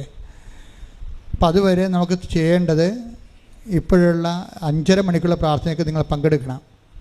അത് ആ 5:30 മണിക്ക് തന്നെ പങ്കെടുക്കാൻ വേണ്ടി പ്രത്യേകം നിങ്ങൾ ഒരുങ്ങി പ്രത്യേകിച്ച് ഫ്രഷായിട്ട് പ്രാർത്ഥനയ്ക്ക് പങ്കെടുക്കണം. ആ പ്രാർത്ഥനയ്ക്ക് 3 ഭാഗങ്ങളുണ്ട്. ഈ ഒരു ജീവിതത്തിൽ ഒരു ദിവസം ആവശ്യമായ എല്ലാം അതിൻ്റെ ഉണ്ട്. നിങ്ങൾ അതിനുശേഷം പോയി കുർബാന കൂടിയാൽ മാത്രം മതി. എന്താ കാര്യം വെച്ച് കഴിഞ്ഞാൽ കുർബാന കൂടാൻ പറ്റുന്നവർ കുർബാന മുടക്കരുത്. അതായത് ആദ്യം അതിനകത്തുള്ളത് അമ്മയുടെ പ്രത്യക്ഷീകരണത്തിൻ്റെ സാക്ഷിയാകാനുള്ള പ്രത്യക്ഷീകരണ പ്രാർത്ഥനയാണ് ആദ്യം ചെല്ലുന്നത്. അത് 3 മിനിറ്റേ ഉള്ളൂ. സെക്കൻഡ് സെക്ഷനിൽ വരണത് ഇന്ന് നിങ്ങൾ പോകുന്ന വഴികൾ, ഇടപെടുന്ന വ്യക്തികൾ, ചെയ്യുന്ന ജോലികൾ, അതിനാവശ്യമായ ദൈവാനുഗ്രഹത്തിന് വേണ്ടിയുള്ള കോമൺ പ്രെയറാണ്. അതാണ് അനുദിന അനുഗ്രഹ പ്രാർത്ഥന എന്നാണ്. അത് ആ സമയത്ത് നിങ്ങൾ കൈകൾ കുപ്പി ശിരസ് നമിച്ച് ആശീർവാദവും അനുഗ്രഹം സ്വീകരിച്ചുകൊണ്ട് മുട്ട നീക്കണം. അല്ലാത്തവരെ ആ നിന്നത്തെ എല്ലാം സമർപ്പിക്കണം. പറ്റുമെങ്കിൽ നേരത്തെ തന്നെ അച്ഛൻ പറയുകയാണ്, ഇപ്പം നാളെ രാവിലെ 5:30 പ്രാർത്ഥനയുണ്ടെങ്കിൽ നിങ്ങൾക്ക് ഇപ്പോൾ ഒരു വീട് പണിയാൻ പോവുകയാണ്. അപ്പം നിങ്ങൾ ആ മൊബൈലും കൊണ്ട് 5:30 പണിയാനുള്ള സ്ഥലത്താണ് പോയി നിൽക്കേണ്ടത്. പറ്റുമെങ്കിൽ നമ്മുടെ തിരി അവിടെ വെച്ച് അവിടെയാണ് കത്തിക്കേണ്ടത്. ഇപ്പോൾ നിങ്ങൾ പശുവിനെ വാങ്ങിക്കുകയാണ്, അത് തൊഴുത്തിൽ കേട്ട്, അപ്പോൾ നിങ്ങൾ അവിടെയാണ് പോയി നിൽക്കേണ്ടത്. പറ്റുന്നവർ നിന്നാൽ മതി കേട്ടോ. രാവിലെ പുറത്തിറങ്ങാൻ പറ്റുന്നവരും പുറത്തിറങ്ങിയാൽ മതി. പക്ഷേ എന്നാലും അത് യുചിതമായൊരു കാര്യമാണ്.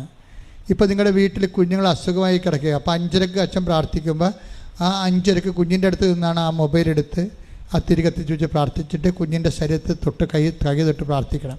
ഗർഭിണികളുണ്ടെങ്കിൽ ആ 5:30 പ്രാർത്ഥിക്കും. അച്ഛൻ്റെ കൂടെ പ്രാർത്ഥിക്കുമ്പോൾ 5:30 ഗർഭിണികളുടെ വയറെ തൊട്ട് പ്രാർത്ഥിക്കണം. അപ്പം അങ്ങനെ എന്താണ് ഇപ്പം നിങ്ങളുടെ പ്രമാണം? അല്ലെങ്കിൽ നിങ്ങൾക്ക് പറ്റുചീട്ടില്ല, അല്ലെങ്കിൽ നിങ്ങൾക്ക് ലോണില്ല, കിട്ടണില്ല, അപ്പോൾ ആ അപേക്ഷ കയ്യിലുണ്ടായിരിക്കണം 5:30 നമ്മൾ പ്രാർത്ഥിക്കുമ്പോൾ. ഇതിനാണ് ഡെയിലി ബ്രെഡ് എന്ന് പറയണത്. ഡെയിലി ബ്രെഡ് അന്ന് ഡെയിലി ബ്രെഡ് എന്ന് പറയുന്നത് അതിൽ വായിക്കുന്ന വചനത്തിനാണ്. അനുദിന അനുഗ്രഹ പ്രാർത്ഥനയാണ് രണ്ടാമത്തെ സെക്ഷനായിട്ട് പറയണത്. അപ്പോൾ ഒന്ന് പ്രത്യക്ഷയുടെ പ്രാർത്ഥന, രണ്ടാമത്തത് അനുദിന അനുഗ്രഹ പ്രാർത്ഥന, മൂന്നാമത്തത് ആണ് ഒരു വചനം, അന്നത്തെ വചനം കർത്താവ് തരണത് വായിച്ചിട്ട് അത് 2 മിനിറ്റ് കൊണ്ട് വ്യാഖ്യാനിക്കും. എല്ലാം കൂടി 12 മിനിറ്റേ ഉള്ളൂ. അത് മിസ് ആകാതിരിക്കാൻ തന്നെയല്ല, അത് എല്ലാവർക്കും ഷെയർ ചെയ്ത് കൊടുക്കണം. കാര്യം ഈ 20 വർഷം കഴിഞ്ഞെന്ന് അമ്മ എന്നോട് പറഞ്ഞ ദിവസം തന്നതാണിത്. അപ്പോൾ 20 വർഷത്തെ അനുഗ്രഹങ്ങളെല്ലാം അതിൽ ഉള്ളടക്കം ചെയ്തിട്ടുണ്ട് ഈ അനുദിന അനുഗ്രഹ പ്രാർത്ഥനയിൽ. അതുപോലെ തന്നെ ഇതെന്ന് പറയുന്നത് നിങ്ങൾ ഒറ്റ സ്ട്രെച്ചിന് കേൾക്കാൻ പറ്റുന്നില്ലെങ്കിലും ഒരു ധ്യാനം പല പ്രാവശ്യം കേൾക്കുന്നവരുണ്ട്, ആവർത്തിച്ച് കേൾക്കുന്നവരുണ്ട്.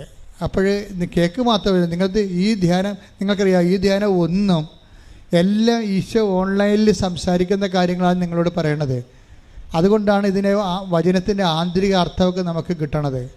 അപ്പം അതെല്ലാം നിങ്ങൾ കേട്ടിട്ട് മനസ്സിലാക്കിയിട്ട് ജീവിതത്തെ പ്രാവർത്തികമാക്കിയിട്ട് ബാക്കിയുള്ളവർക്ക് ഷെയർ ചെയ്ത് കൊടുക്കണം, പകർച്ച കൊടുക്കണം. മറ്റു വള്ളക്കാരെയും വിളിച്ചുകൊണ്ട് വന്നിട്ട് 2 വള്ളങ്ങളും മുങ്ങാറാവുകളും നിറച്ചെന്നല്ല കർത്താവിൻ്റെ അത്ഭുതകരമായ മീൻപിടുത്തത്തെക്കുറിച്ച് പറയണത്.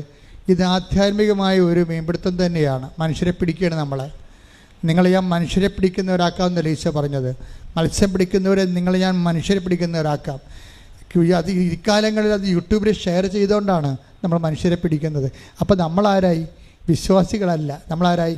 കർത്താവിൻ്റെ ശിഷ്യന്മാരായി ഷെയർ ചെയ്യുമ്പോൾ. അതൊക്കെ അറിഞ്ഞുകൊണ്ട് ദൈവത്തെ മഹത്വപ്പെടുത്തി ദൈവത്തിന് വേണ്ടി ജീവിക്കണ പോലെ ദൈവത്തിന് തോന്നിയാൽ പിന്നെ എല്ലാം ദൈവം നോക്കിക്കൊള്ളും. Okay, thank you very much. അച്ഛനെയും ഞങ്ങൾക്ക് എല്ലാവർക്കും വേണ്ടി പ്രാർത്ഥിക്കണേ.